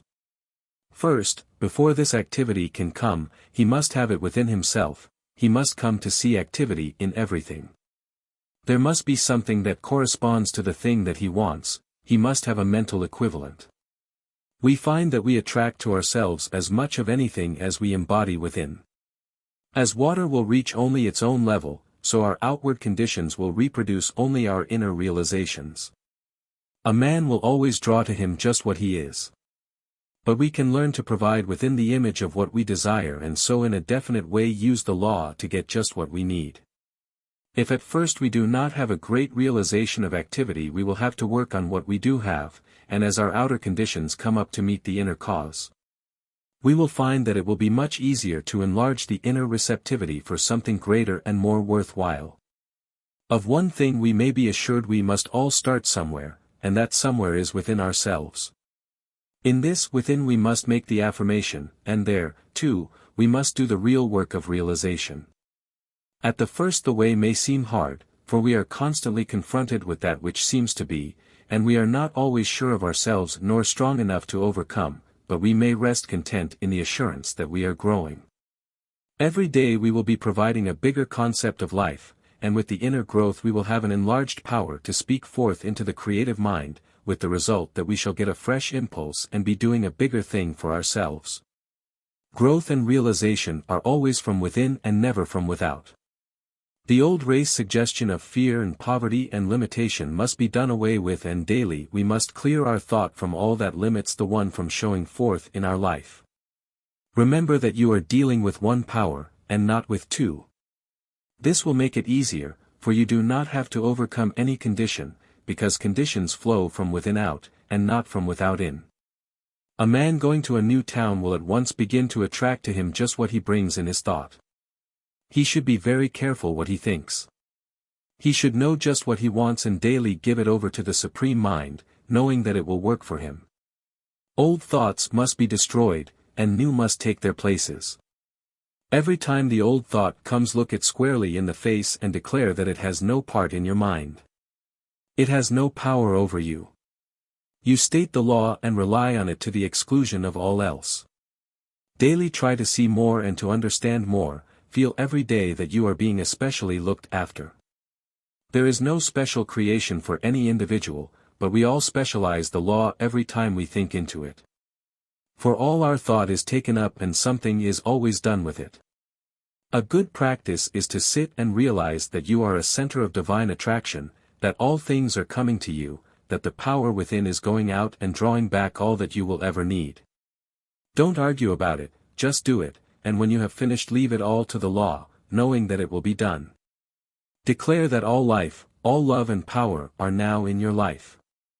Declare that you are now in the midst of plenty. Stick to it even though you may not as yet see the result. It will work, and those who believe the most always get the most. Think of the law as your friend. Always looking out for your interest. Trust completely in it and it will bring your good to you. One law and many manifestations. A. Law is immutable and impersonal. B. Personal responsibility. People often ask if the law will not bring harm as well as good. This question would never be asked if people understood what universal law really means. Of course it will bring us what we think. All law will do the same thing. The law of electricity will either light our house or burn it down. We decide what we are to do with the law. Law is always impersonal. There is no likelihood of using the law for harmful purposes if we always use it for the more complete expression of life. We must not use it for any purpose that we would not like to experience ourselves. This should answer all questions of that nature. Do I really want the thing I ask for? Am I willing to take for myself what I ask for other people? How can we use the law for evil if we desire only the good? We cannot, and we should not bother about it. We want only the good for ourselves and for the whole world. When we have started causation, at once the law will set to work carrying out our plans. Never distrust the law and become afraid lest you misuse it. That is a great mistake. All law is impersonal and cares not who uses it. It will bring to all just what is already in their thought. No person can long use it in a destructive way, for it will destroy himself if he persists in doing wrong. We have no responsibility for anyone except ourselves. Get over all idea that you must save the world. we have all tried and have all failed. We may, by demonstrating in our own lives, prove that the law really exists as the great power behind all things. This is all that we can do. Everyone must do the same thing for himself. Let the dead bury their dead, and see that you live. In this you are not selfish but are simply proving that law governs your life. All can do the same when they come to believe, and none until they believe. Transcending previous conditions. A. Are we bound by karma? A. Changing causes, changes the conditions. B. Law of cause and effect is not broken but is reversed. C. Instead of limiting and punishing it frees and blesses. What if at times we attract something that we do not want? What about all the things that we have already attracted into our lives? Must we still suffer until the last farthing be paid? Are we bound by karma? Yes, in a certain degree we are bound by what we have done. It is impossible to set law in motion and not have it produce. What we sow we must also reap, of that there is no doubt, but here is something to think about. The Bible also says that if a man repents his sins are blotted out, and remembered no more forever. Here we have two statements which at first seem not to agree. The first says that we must suffer from what we have done, and the second that under certain conditions we will not have to suffer. What are those conditions? A changed attitude toward the law. It means that we must stop thinking and acting in the wrong way. When we do this we are taken out of the old order and established in the new. Someone will say, if that is true, what about the law of cause and effect? Is that broken?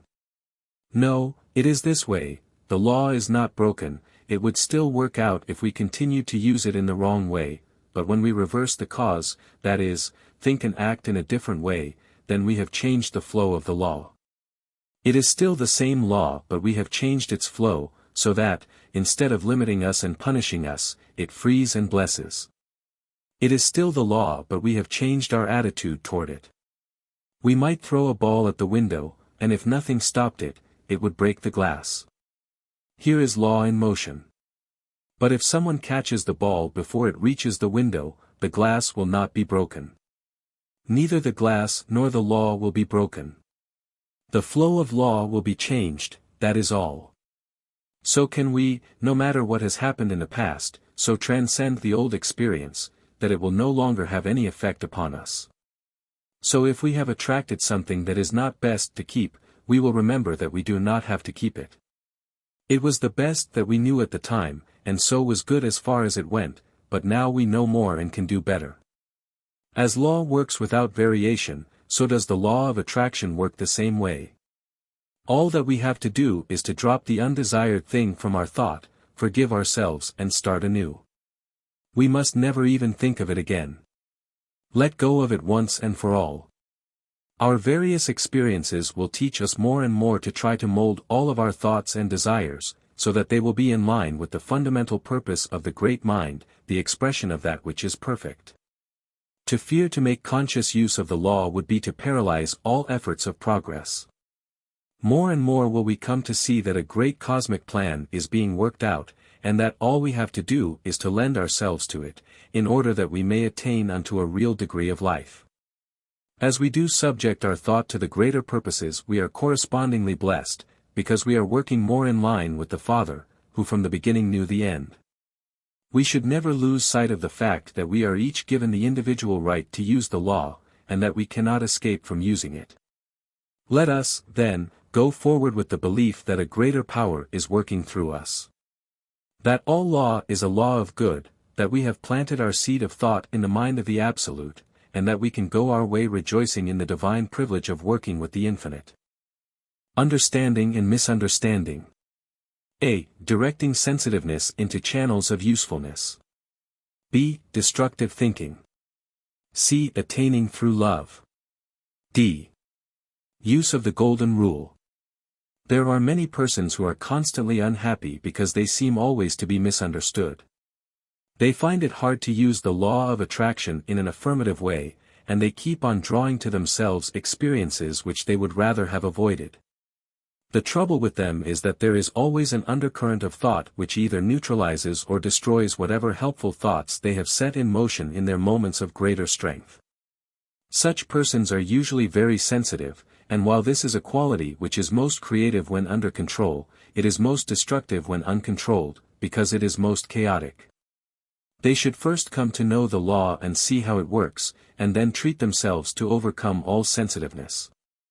They should realize that everyone in the world is a friend, and prove this by never saying anything unkind to anyone or about anyone. They must within themselves see all people as perfect beings made in the divine image. And, seeing nothing else, they will in time be able to say that this is also the way that all people see them. Holding this as the law of their lives, they will destroy all negative thought. And then, with that power which is always in a sensitive person, but which is now under control, they will find that life is theirs to do with as they please, the only requirement being that as they sow so must they also reap. We all know that anything that is unlike good is of short duration, but anything that embodies the good is like God, ever present and eternal. We free ourselves through the same law under which we first bound ourselves. The ordinary individual unknowingly does something that destroys any possibility of getting good results in the demonstration of prosperity. He affirms his good and makes his unity with it, and this is right, but he does not stop looking at it in others, which is wrong and is the cause of confusion. We cannot affirm a principle and deny it in the same breath. We must become what we want, and we will never be able to do that while we still persist in seeing what we do not want, no matter where we see it. We cannot believe that something is possible for us without also believing the same for every individual. One of the ways of attainment is, of a necessity, the way of universal love, coming to see all as the true sons of God, one with the infinite mind. This is no mere sentiment but the clear statement of a fundamental law, and that man who does not obey it, is opposing the very thing that brought him into expression. It is true that through mental means alone he may bring to himself things, and he may hold them as long as the will lasts. This is the ordinary way, but we want more than compelling things to appear. What we want is that things should gravitate to us because we are employing the same law that God uses. When we so attain this attitude of mind, then that which is brought into manifestation will never be lost, for it will be as eternal as the law of God and cannot be destroyed forever.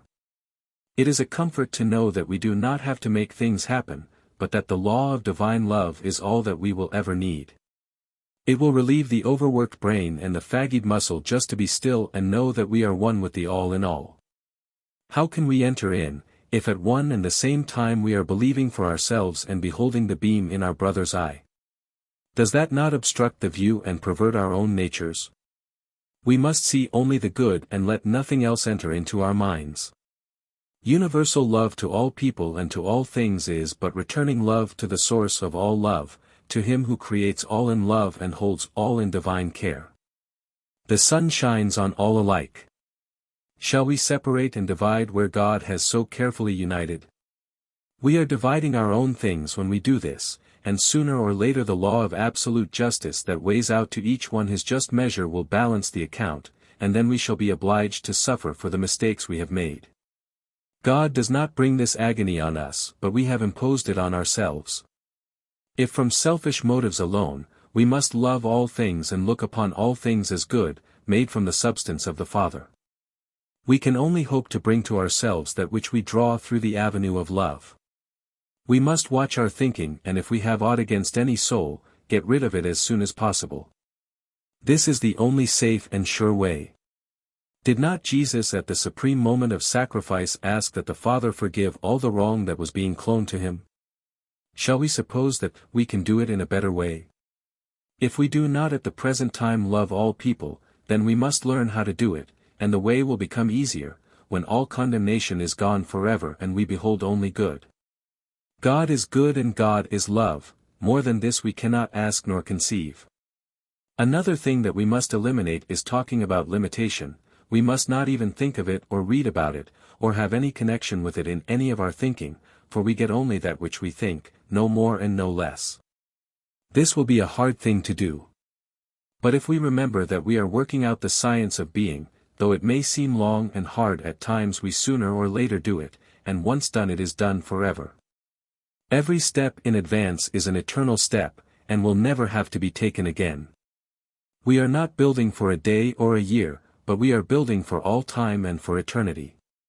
So we will build the more stately mansion under the supreme wisdom and the unfailing guidance of the Spirit, and we will do unto all, even as we would have them do unto us. There is no other way. The wise will listen, look and learn, then follow what they know to be the only way that is in line with the divine will and purposes. So shall all see that God is good and in him is no evil. No unusual experience. A. We are dealing with law and not with emotion. A. Clearness of impression in our minds necessary. B. Results commensurate with our own imagery. In demonstrating the truth of supply we do not have to experience any peculiar emotion or psychic experience. We do not have to feel any thrills or anything of that sort. While it is true that some of these things may come, yet we should remember that what we are doing is dealing with law, and that as law it will obey us, when we comply with its nature and contact it in the right way. What we are doing, is stating something into mind, and if the impression is clear in our own minds that it is and that it is done we have put all the activity we can put into it. Until such a time as something happens in the external for us to work upon. So many people say, I do wish that I could feel something, when I give a treatment. All this is a mistake and is an attempt to give a physical reason for life.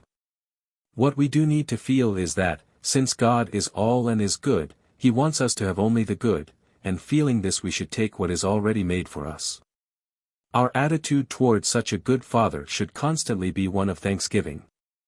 When we begin to prove the power of the truth we will always maintain this attitude. Know that you are dealing with a sure thing and that all you have to do is to know positively into it and wait for the results to come in the outer. Then do what your own good sense tells you to do, for this is the thought of God through you. More and more you will find that you are being led out of difficulty into that freedom which is the divine birthright of every living soul. Go ahead, then, looking only at the things desired and never at the things not wanted. Victory will always be on the side that the majority of your thoughts rest on in absolute acceptance. Visualizing. A. Power to visualize is helpful but not indispensable. B. Man plants, mind creates. C. Power of thought equal to visualizing. Some people visualize everything that they think of and many think that it is impossible to make a demonstration unless they possess the power to visualize. This is not the case. While a certain amount of vision is necessary, on the other hand it must be remembered that we are dealing with a power that is like the soil of the ground, which will produce the plant when we plant seed. It does not matter if we have never before seen a plant like the one that is to be made for us. Our thought is the seed and mind is the soil. We are always planting and harvesting. All that we need to do is to plant only that which we want to harvest. This is not difficult to understand. We cannot think poverty and at the same time demonstrate plenty. If a person wants to visualize, let him do so, and if he sees himself in full possession of his desire and knows that he is receiving, he will make his demonstration. If, on the other hand, he does not visualize, then let him simply state what he wants and absolutely believe that he has it, and the result will always be the same. Remember that you are always dealing with law and that this is the only way that anything could come into existence. Don't argue over it. That means that you have not as yet become convinced of the truth, or you would not argue. Be convinced and rest in peace. Where demonstration takes place. A. God the only mind. A. Demonstration takes place within. B. The supreme attitude. A. To know. Does demonstration take place in the patient, the practitioner, or in the mind of God? Let us see. We are in the mind of God and so it must take place there. But the patient is also in the mind of God, or there would be two minds, and so it must take place in the mind of the patient, also. But that is the mind of God, so what does it matter where it takes place? We do not have to project our thought, because mind is right at hand and never leaves us at any time. All that we have to do is to know within ourselves, and, when we are absolutely convinced, we will have made the demonstration. As far as the practitioner is concerned, all that he has to do is to convince himself. Here his work begins and ends. There is a power that will look after the rest. Is this not the supreme attitude of faith in higher power? Of course it is, and the more of that faith that we have, the easier it will be for us and the quicker we will receive an answer to our prayer. If you have a simple, childlike faith it will produce. But it should give us a greater faith when we know something of the way that the law operates. It follows, then, that we should, by understanding, have so great a faith that we shall never fail to get the affirmative answer to all of our thoughts.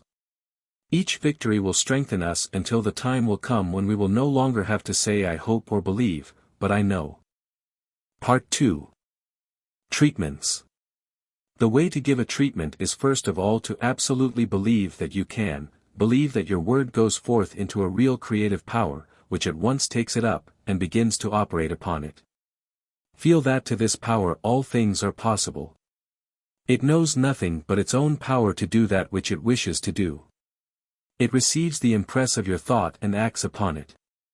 It is never safe to treat for anything that you do not wish to happen. This means that what you would want for another, you must first be willing to receive for yourself. Believe then that your word is to be acted upon by an almighty power, feel its great reality, in and through all things you speak into it. And declare just what you wish it to do for you, never doubting in your own mind but that it will do just as you have directed. All that a practitioner has to do is to convince himself, to know, to believe, and that thing will happen to him which he states. One of the first things, then, is to be definite, to have a mental likeness of the thing that you desire. To know exactly what you want. This mental likeness, this absolute acceptance of the fact that it now is, must never be overlooked, without it you will not accomplish. We sit down of our own souls, at peace with the world, at peace with ourselves. We realize that we are dealing with something that is a reality, something that cannot fail. We try to get a clear concept of the thing, we rest in that realization, while the universal creative power takes it up and acts upon it. We have stated just what we wanted done unto us, we have believed that we have received, never again will we contradict the fact that we have stated. The person who can do this is sure of getting results. Understanding and guidance. The inner man is always in immediate connection with the infinite of understanding. We are immersed in a living intelligence, we are surrounded by a power that knows, for, in him we live and move and have our being. If our outer thought were never confused, we should at all times draw from this infinite source of knowledge, we should be guided by it and never make mistakes, our minds would be like the smooth surface of a lake, unruffled by wind and storm. But with most of us this is not the case. We become confused in the outer so that the surface of the mind is in turmoil, no longer clear and transparent, and we cannot get the clear vision, the real guidance, and we get things wrong because we do not see clearly. The development of the understanding is learning to draw from the infinite understanding, we can never do this while we are confused in our thinking. The first thing to do when we wish a greater understanding is to be still and listen to the inner voice, to withdraw for a few moments into the silence of the soul taking here what we already know. And realizing that a greater intelligence is enlarging it. Here we indefinitely take the pattern of our thought, the thing that we are working on, and ask for, and receive, new light, we hold this up in divine light and try to believe that we are being guided. We state that supreme intelligence and absolute power are acting upon our thought and bringing it to pass, it is now guiding us and we shall make no mistake. We hold ourselves in the secret place of the Most High, and abide under the shadow of the Almighty. How to know just what to do? Often we find ourselves confronted by the problem of how to begin. We are not sure what we want to do, we see no way to begin anything, see nothing to begin on. When we find ourselves in this position, humanly speaking, not knowing where to turn, then of all times we must be quiet and listen. Then of all times we must trust that the same power that started all things will also start us in the right road, for without some superior power we shall surely fail. How often do people in the business world find themselves in this position? They realize that something must be done, but what? How get the idea to work out? Here we must wait and know that the same power that first thought a universe into being can also think our world and work into being. It knows all things. It knows how to begin and it cannot fail. We wish in some way to connect with this power that will never fail us, so that we may draw from it some idea to begin with. We must realize that there is something that wants to respond, to make manifest, and in this realization wait for the idea. It may not come at first, but we must be patient, never doubting, and waiting thus in faith, it will come. I once knew a businessman who was connected with a firm that had always been very successful, but at that time something had occurred that was causing them to lose out. This had gone on for a year and things were going from bad to worse. Failure seemed inevitable. He became interested in new thought. He was told he could draw an idea from the infinite and work it out on the plane of the visible. He told his partners that he wished to go home for a few days and that when he came back he would have worked out an idea which would put the business on a successful basis. They laughed at him, as people generally laugh at something they do not understand, but having no other plan they gave their consent. He went home and for 3 days sat in deep thought, claiming supreme guidance and absolute leading of the Spirit. During this time a complete plan formulated in his mind as to the exact method to pursue in the business. He returned and told his plan to his partners. Again they laughed, saying it could not be done in business, could not be done any way. It would not work. But again they consented, knowing it was this or failure. He then went to work carrying out all the details of his thought, following each leading that had come to him during those 3 days. And within a year he brought the failing business to a standard that transcended anything they had ever before experienced. He proved the law and became such an expert that he gave up his business and devoted his entire time to helping other people do the same for themselves as he had done. What this man did anyone can do if he will follow the same course and refuse to become discouraged. There is a power that simply awaits our recognition of it, to spring into our thought as an unfailing leading, an unerring guidance. To those who lean on the ever outstretched arm of the infinite, life is big with limitless possibilities. We must wait and listen, then go about our outer business with an inner conviction that we are being led into a more perfect expression of life. All can do this. Following up a thought. When we feel that we do have the right leading, when that something inside us tells us that we are led, then, no matter what it appears like, we must follow it up. Something beyond our intelligence is doing the thing through us and we must do nothing to contradict it. Perhaps it will cause us to do something that seems to go contrary to the experience of the race. This makes no difference. All advance in invention and all advance along any line has always gone ahead of what the experience of the race thinks is possible.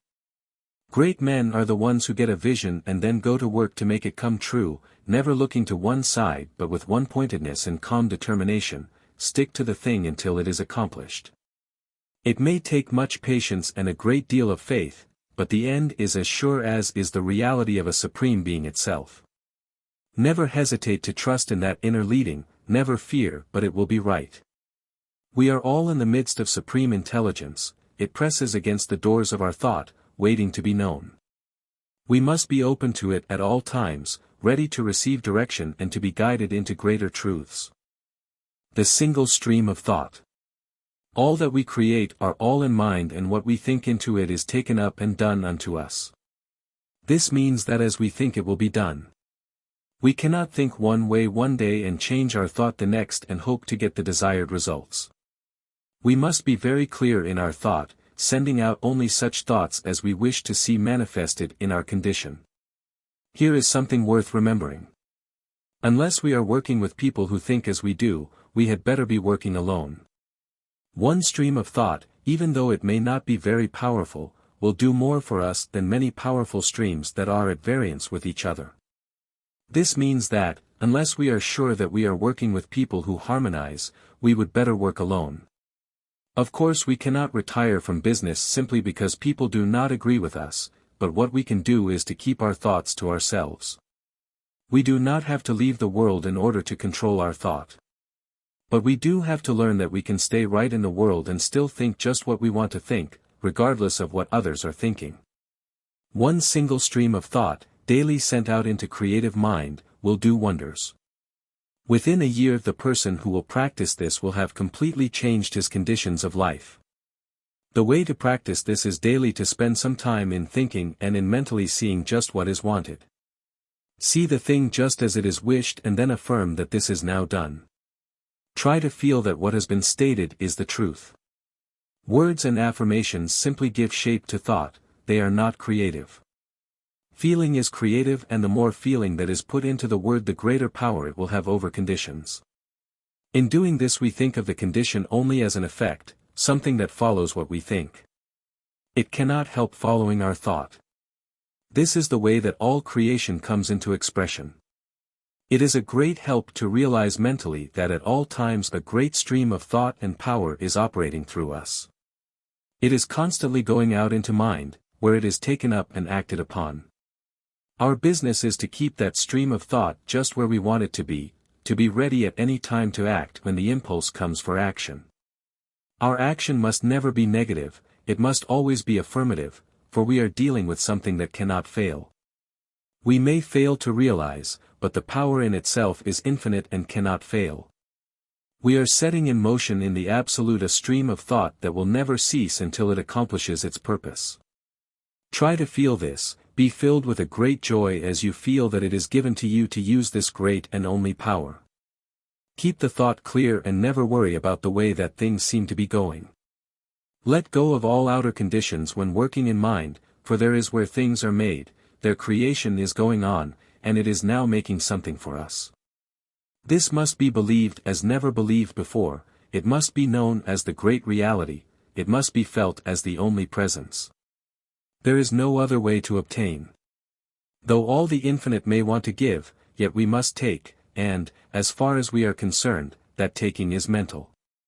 Though people may laugh at this, even that does not matter, he laughs best who laughs last.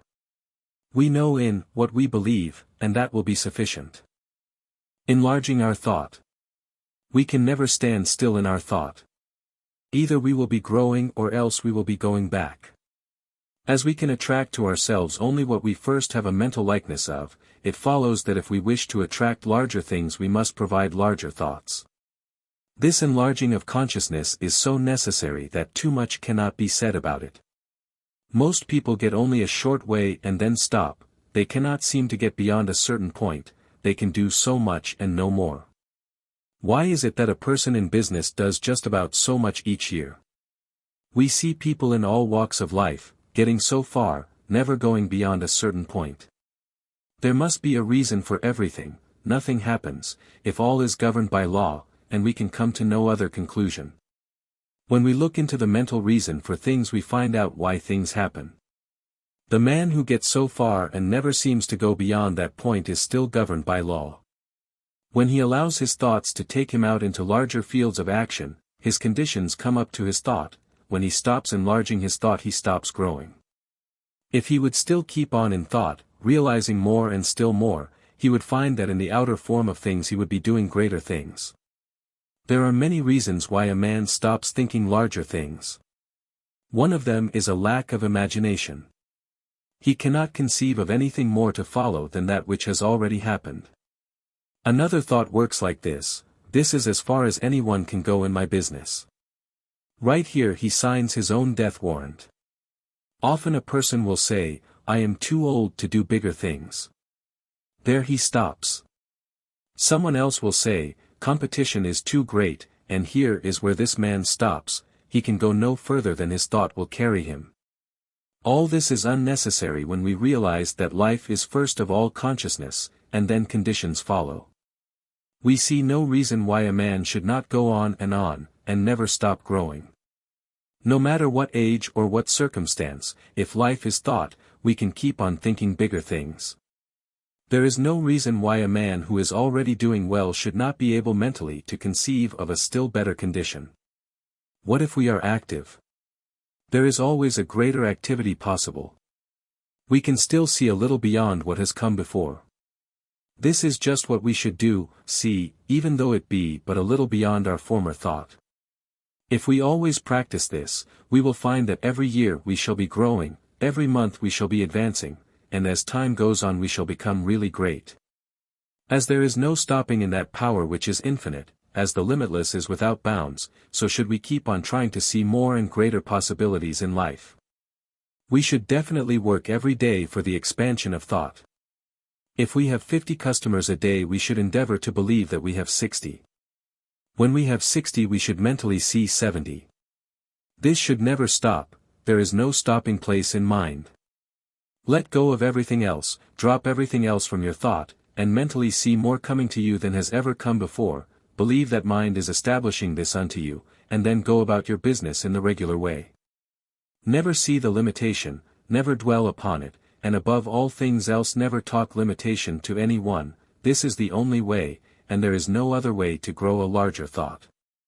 The man with the big thought is always the man who does big things in life. Get hold of the biggest thing that you can think of and claim it for your own. Mentally see it and hold it as a thing already done, and you will prove to yourself that life is without bounds. Always be gathering. There is no reason why a person should ever stop. This does not mean that we should be miserly, trying to accumulate more and more to hold, but that our thought should so enlarge that it cannot help gathering more and more, even though, on the other hand, or with the other hand, we are ever distributing that which we gather. Indeed, the only reason for having is that we may give out of that which we have. No matter what big thing happens to us, we should still be expecting more and more. Even when we think that we have at last arrived. Right at the moment when it seems as though life had given us all that we could stand, right here let it be but a beginning for still greater things. No matter how large the picture that you hold in mind, make it larger.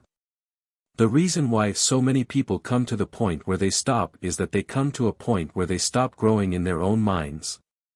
They come to a point where they can see no more, thinking that because they have really done a big thing they should stop there. We must watch our thought for signs of inactivity. Nothing in the universe ever stops. Everything is built on a boundless basis, drawn from a limitless source, come forth from an infinite sea of unmanifest life. We speak forth into this life and draw back from it all that we first think into it. Life is always limitless, and the only thing that limits us is our inability to conceive mentally, and we should draw more and more from that limitless source. Mental likeness. We can draw from the infinite only as much as we first think into it. It is at this point that so many fail, thinking that all they need to do is to affirm what they want and it will follow. While it is true that affirmations have real power, it is also true that they have only that which we speak into them. As we cannot speak a word that we do not know, so we cannot make an affirmation that we do not understand. We really affirm only that which we know to be true. We know that to be true which we have experienced within ourselves. Although we may have heard or read that this or that thing is true, it is only when there is something within our own souls that corresponds or recognizes its truth, that it is true to us. This ought never to be lost sight of. We can effectively affirm only that which we know, and we know only that which we are. It is herein that we see the necessity of providing within a greater concept of life. A bigger idea of ourselves and a more expanded concept of the universe in which we live, move and have our being. This is a matter of inner growth together with the enlarging of all lines of thought and activity. If we want to do a thing that is really worth doing, we must mentally grow until we are that thing, which we want to see made flesh. This may take time, but we should be glad to use all the time necessary to our own development. But few people in limitation have a mental likeness of plenty. This likeness must be provided. The thought must be large enough to cover the whole of the thing desired. A small thought will produce only a small thing. The very fact that all is mind proves this to be true.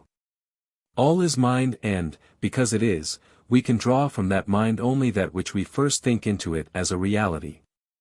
We must become the thing we want. We must see it, think it, realize it, before the creative power of mind can work it out for us. This is an inner process of the expansion of consciousness. It is a thought, growing and realizing within. All can do this who wish and who will take the time and trouble, but it will mean work. The majority of people are too lazy to make the effort. Daily we must train our thought to see that only which we wish to experience, and since we are growing into what we are mentally dwelling upon, we should put all small and insignificant thoughts and ideals out of our thinking and see things in a larger way. We must cultivate the habit of an enlarged mental horizon, daily seeing farther and farther ahead, and so experiencing larger and greater things in our daily life. A good practice for the enlargement of thought is daily to see ourselves in a little bigger place, filled with more of activity, surrounded with increased influence and power, feel more and more that things are coming to us. See that much more is just ahead, and so far as possible, know that we now have all that we see and all that we feel. Affirm that you are that larger thing, that you are now entered into that larger life. Feel that something within is drawing more to you, live with the idea and let the concept grow, expecting only the biggest and the best to happen. Never let small thoughts come into your mind, and you will soon find that a larger and greater experience has come into your life. Keeping the thing in mind. Never let go of the mental image until it becomes manifested. Daily bring up the clear picture of what is wanted and impress it on the mind as an accomplished fact. This impressing on our own minds the thought of what we wish to realize will cause our own minds to impress the same thought on universal mind. In this way we shall be praying without ceasing. We do not have to hold continually the thought of something we want in order to get it, but the thought that we may inwardly become the thing we want. 15 minutes, twice each day, is time enough to spend in order to demonstrate anything, but the rest of the time ought also to be spent constructively. That is, we must stop all negative thinking and give over all wrong thought, holding fast to the realization that it is now done unto us. We must know that we are dealing with the only power there is in the universe. That there is none other beside it, and that we are in it partaking of its nature and its laws. Always, behind the word that we send forth, must be the calm confidence in our ability to speak into the power, and the willingness of mind to execute for us. We must gradually grow in confidence and in trust in the unseen world of spiritual activity. This is not hard, if we but remember that the Spirit makes things out of itself by simply becoming the thing that it makes, and since there is no other power to oppose it, it will always work. The Spirit will never fail us if we never fail to believe in its goodness and its responsiveness. Life will become one grand song, when we realize that since God is for us, none can be against us. We shall cease merely to exist, we shall live.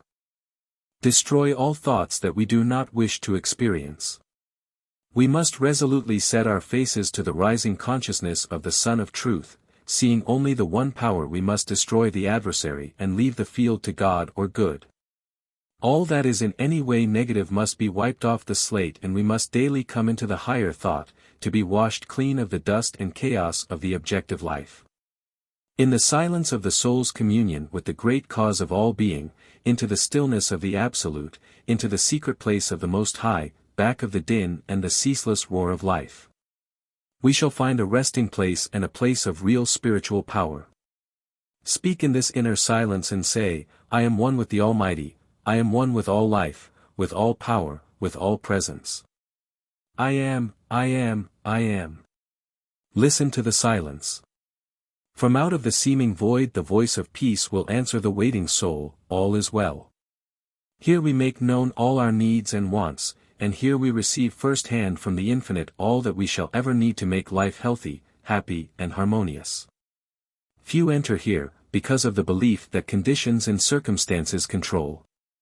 Know that there is no law but God's law, that the soul sets its own law in the Infinite, and that our slightest wish is honored of the Father Mind. Daily practice the truth and daily die to all error thought.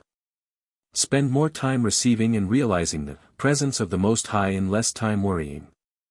Wonderful power will come to the one who believes and trusts in that power in which he has come to believe. Know that all good and all God is with you. All life and all power, and never again say, I fear, but always, I trust, because I know in whom I have believed. Direct practice for prosperity. Suppose that you are doing a mail order business and sending out cards to the whole country. Take the cards into your hands, or simply think of them and declare into the only mind that they will accomplish that for which they are sent out, know that every word written on them is truth and carries its own conviction with it. See them each reaching that place where it will be received with gladness and read with interest, declare this to be so now, feel it to be the truth. Mentally assert that each card will find its way to the exact place where it will be wanted and where it will benefit the receiver, feel that each card is cared for by the Spirit. That it is a messenger of truth and power and that it will carry conviction and realization with it. When the word is spoken, always feel that mind at once takes it up and never fails to act upon it. Our place in the creative order is to know this and to be willing to do all that we can without hurry or worry, and, above all else, to trust absolutely in the Spirit to do the rest. He who sees most clearly and believes most implicitly will make the greatest demonstration.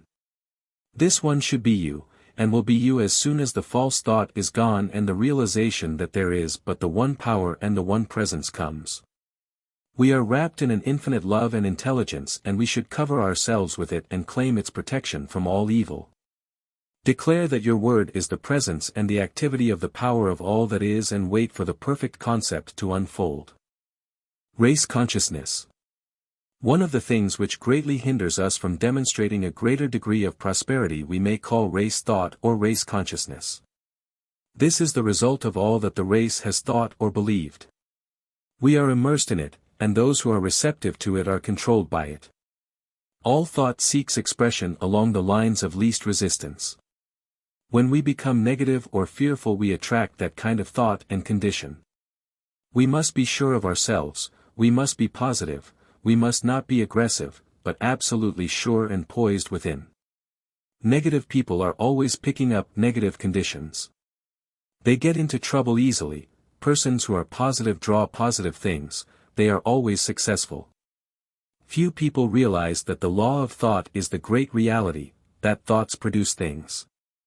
When we come to understand this power of thought, we will carefully watch our thinking to see that no thought enters that we should not want made into a thing. We can guard our minds by knowing that no negative thought can enter. We can daily practice by saying that no race thought of limitation can enter the mind, that Spirit forms itself around us and protects us from all fear and from all limitation. Let us clothe ourselves in the great realization that all power is ours and that nothing else can enter. Let us fill the atmosphere of our homes and places of business with streams of positive thought. Other people will feel this and will like to be near us and enter into the things that we enter into. In this way we shall be continually drawing only the best. Developing intuition. If a person always lived near to mind, he would never make any great mistakes. Some seem to have the faculty of always knowing just what is best to do. They always succeed because they avoid making errors. We can all so train ourselves that we will be guided by the supreme mind of the universe, but we can never do this until we believe that we can receive direct from the source of all knowledge. This is done by sitting in the silence and knowing that the Spirit is inwardly directing us. We should try to feel that our thought is being permeated by the thought of the Spirit. We should expect it to direct but should never become discouraged if at once a direct impression is not received. The work is going on even if it is not seen or even felt. Thought is forming in our mind and in time will come forth as an idea. When the idea does come, always trust in it even though it may not seem to be quite as we had expected. The first impressions are usually the most direct and the clearest. They are generally direct from the mind of the universe and should be carefully worked out into expression.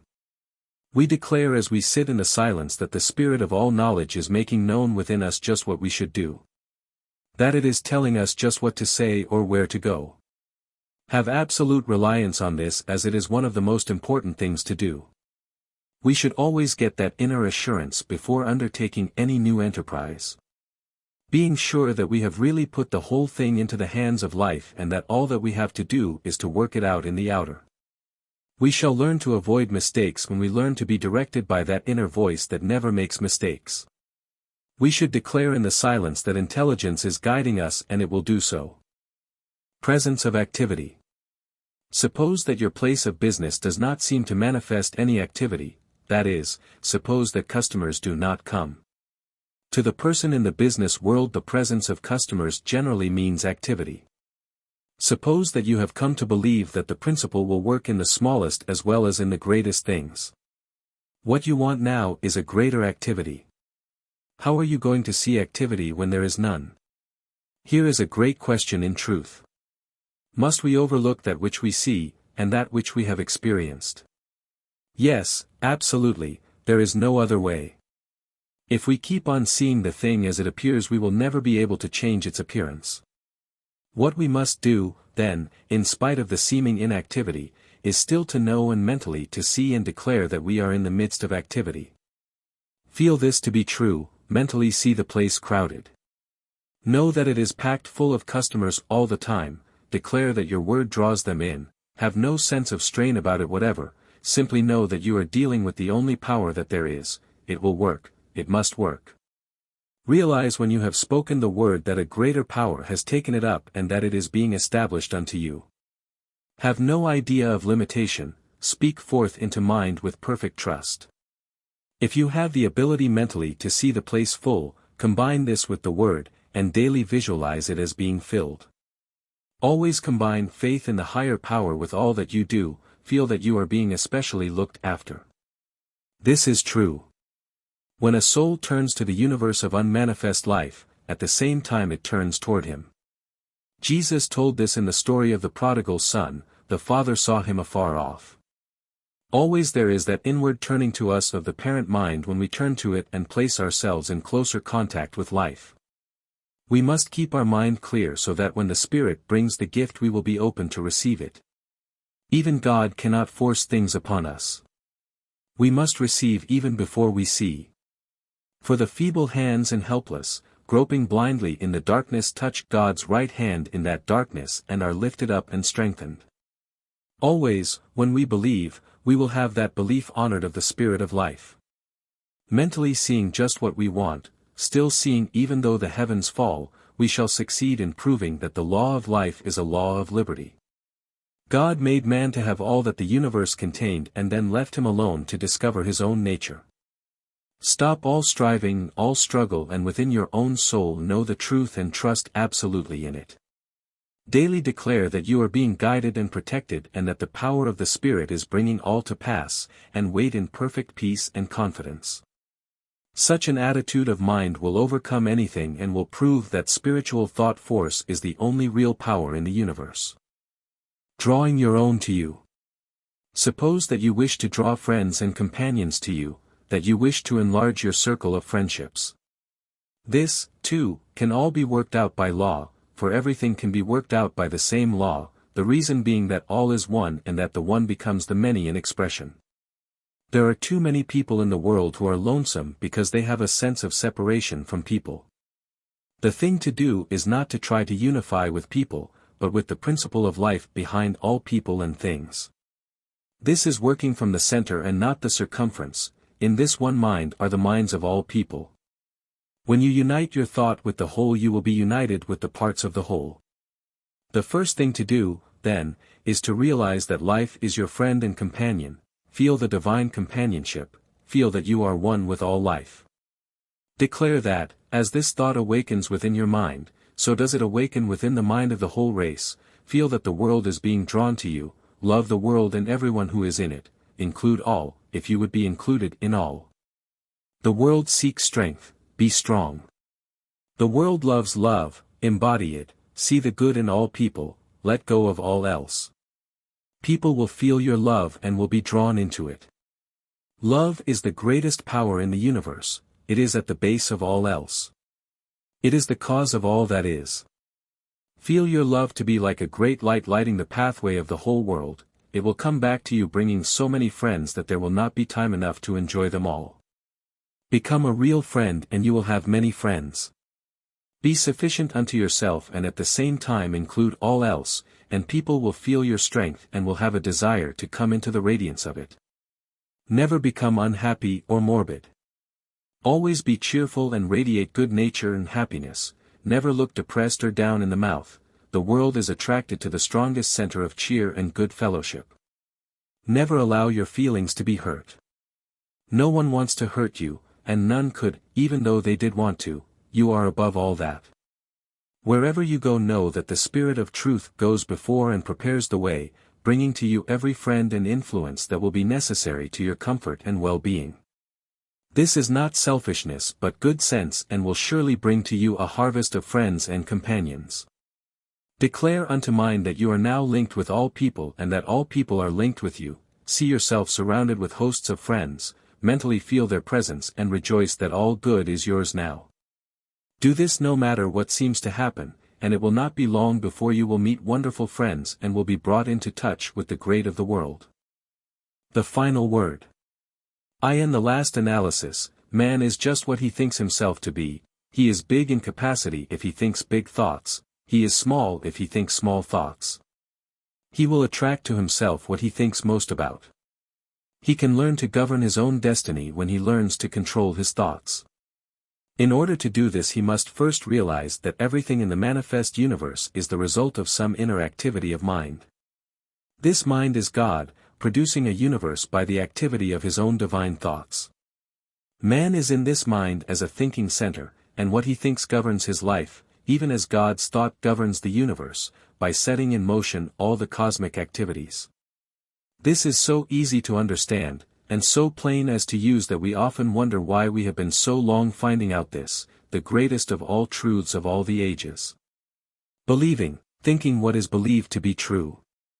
Thinking into mind each day that which is wished to be returned, eliminating negative thoughts, holding all positive thoughts, giving thanks to the Spirit of life that it is so, trusting always in the higher law. Never arguing with oneself or with others, using, these are the steps which, when followed, will bring us to where we shall not have to ask if it be true, for, having demonstrated, we shall know. The seed that falls into the ground shall bear fruit of its own kind, and nothing shall hinder it. He that hath ears to hear, let him hear.